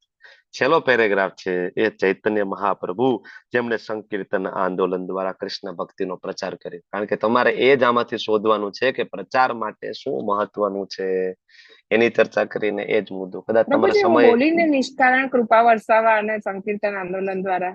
બોલીએ તમે? હા પ્રભુજી. કે મારું નેટ જતું રહ્યું હતું? ના, હું બોલી ચૈતન્ય ડન. મહાપ્રભુનો બોલ્યા હતા કળિયુગમાં પ્રભુ. નિષ્કારણ ડન. કૃપા તો વર્ષાવા. એ મારું નેટ જતું રહ્યું હશે વચ્ચે. તમારું નેટ વચ્ચે કટકટ થતું હતું એટલે હું કહેવાનું હતું કે નેટ પ્રોપર નથી. ઓકે, તો ડન. મુખ્ય મુદ્દો એ છે આ તાત્પર્યમાં ઘણું બધું છે કહેવા જેવું.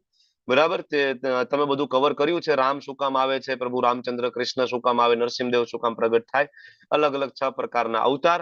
પણ મુખ્ય મુદ્દો એ છે કે આપણું આખું આંદોલન જે હરિનામ સંકીર્તન છે એ ભગવાન ચૈતન્ય મહાપ્રભુ બરાબર તરફ વાળવાનું આપણું આંદોલન છે. આપણે બધા ખૂબ નસીબદાર છીએ કે આપણને પ્રાપ્ત થયું છે. બીજું, આ તાત્પર્યમાં એક સંસ્કૃત શબ્દ છે દુષ્કૃતામ, એની વ્યાખ્યા પ્રભુપાદે કરી છે. અને 3 પ્લાન મુખ્ય: પરિત્રણાય સાધુનામ, વિનાશાય દુષ્કૃતામ, ધર્મ સંસ્થાપનાર્થાય. તો સાધુ એટલે શું? સાધુને કોઈ એક વ્યાખ્યામાં કેવું હોય તો સાધુ એટલે સહનશીલતા. સાધુ માટે કોઈ શ્લોક બોલો હોય તો કયો શ્લોક બોલી શકાય? સાધુ એટલે કોણ? કોઈને યાદ છે? સાધુ એટલે કોણ ખરેખર? સાધુ એટલે ઋણાદપી સુનિચેન તરોરપી સહિષ્ણુના અમાનિના માનદેન કીર્તનીય સદાહરિ. આ સાધુ.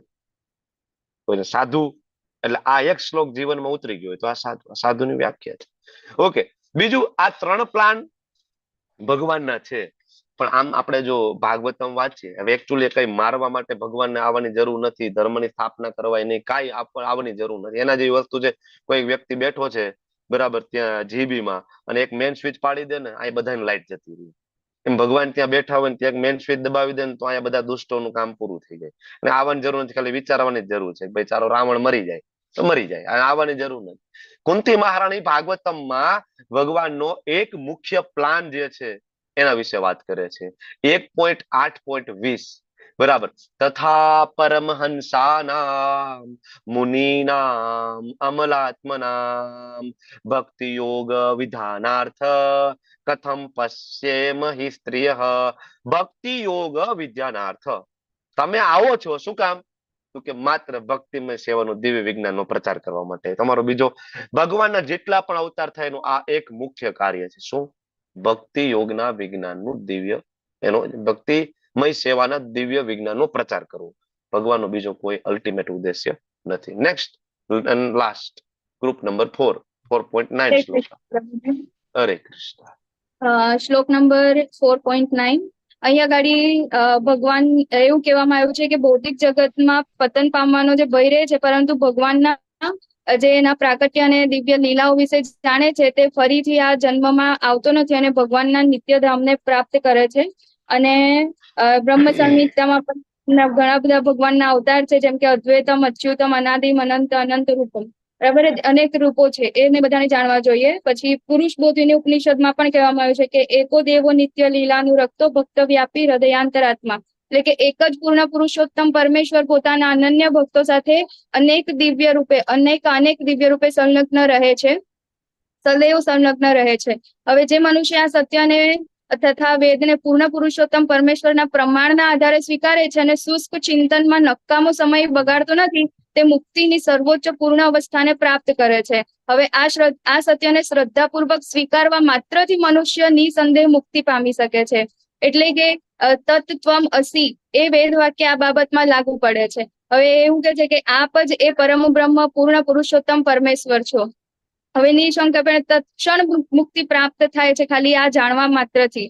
હવે આવું એના માટે કહી શકાય કે જે શ્રદ્ધાવાન ભક્ત હોય છે તે પૂર્ણતા પ્રાપ્ત કરે છે. આનું સમર્થન પણ વેદ વાક્યમાં થાય છે કે તમેવ વિદિત્વતિ મૃત્યુમેતિ ન્યાય પંથા વિદ્યતે યનાય. પૂર્ણ પુરુષોત્તમ પરમેશ્વર ભગવાનને જાણી લેવાથી જ મનુષ્ય જન્મ તથા મરણમાંથી મુક્તિ પામવાની પૂર્ણ અવસ્થાને પ્રાપ્ત કરી શકે છે અને આ પૂર્ણતા પામવાનો બીજો કોઈ જ અન્ય માર્ગ નથી.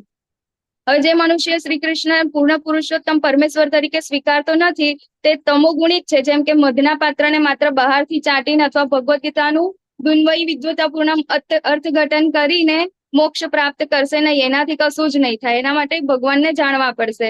હવે માટે ભગવાનને પ્રાપ્ત કરવાનો એક જ રસ્તો છે કે આપણે શ્રદ્ધાપૂર્વક અને જ્ઞાન સાથે કૃષ્ણ ભાવનામૃતનું સંવર્ધન કરવું જોઈએ અને એ રીતે સિદ્ધિ પ્રાપ્ત કરવી જોઈએ. હરે કૃષ્ણ પ્રભુ. હરી બોલ. યસ માતાજી, ખૂબ સરસ. ઓલમોસ્ટ બધું કવર કર્યું છે. વેદ વાક્ય, છાંદોગ્ય ઉપનિષદ, પુરુષ બોધિની ઉપનિષદ, છાંદોગ્ય ઉપનિષદ ઓલું છે તત્વમસી રહ્યું ને છાંદોગ્ય ઉપનિષદ નું છે. બાકી પુરુષ બોધિની ઉપનિષદ, બ્રહ્મ સંહિતા, ઘણું બધું તાત્પર્યમાં પ્રભુપાદ આપે છે. એક ઉપમા છે મધના પાત્ર વાળી કે ભાઈ કેવી રીતના તત્વતઃ જાણવાની વાત છે. જન્મ કર્મ ચમે દિવ્યમ એવમ યો વેતિ તત્વતઃ. એટલે ભાઈ તત્વતઃ એટલે શું કે ભાઈ કૃષ્ણ ક્યારે પ્રગટ થયા હતા ને એ સમયે બરાબર કઈ તારીખ હતી ને સૂર્યની ચંદ્રની ગતિ શું હતી ને આને તત્વતઃ કહેવાય કે નક્ષત્ર કયું હતું? નહીં, તત્વતઃ મીન્સ ભક્તિ દ્વારા કૃષ્ણને જાણવા અને આને તત્વતઃ કહેવાય. બરાબર. કોના વિશે જાણવાનું? તો કે મેં કોના મારા વિશે કૃષ્ણ વિશે જાણવું. કેવી રીતના જાણવાનું? તત્વતઃ, સાધના દ્વારા. અને જાણીને ફાયદો શું? તો કે તક્ત્યા દેહમ પુનર્જન્મ નૈતિ મામિતિ ચોર્જુન. એકવાર શરીર છૂટશે તો ફરીથી ધામ પ્રાપ્ત થાય. શરીર છૂટે તો ઘણા ટેન્શન આવી જાય તો ક્યાં જઈશું એમ. બરાબર. તો એના હાયર ટેસ્ટ પણ આપણે એને સમજાવવો પડે કે નહીં, ધામમાં 15મા અધ્યાયમાં આવશે. આગળ કહેશે ભગવાન મારા ધામમાં આવશે. કારણ કે આગળ આપણે સૃજામી શબ્દ જોયો. સૃજામીનો ભગવાન આપણને સમજાવે છે પ્રભુપાદ અર્થ કે ભગવાન અવતરે છે સૃજામી એટલે. ઓકે. અને પેલા પેરેગ્રાફની અંદર જે એક વાક્ય છે કે સંસારના બંધનમાંથી મુક્ત જે થઈ જવાની જે પ્રક્રિયા છે ને એટલી સરળ નથી. એના માટે યોગીજનો જન્મ જન્મ સુધી તપ કરે છે તો એ માન કદાચ બ્રહ્મમાં લીન થાય.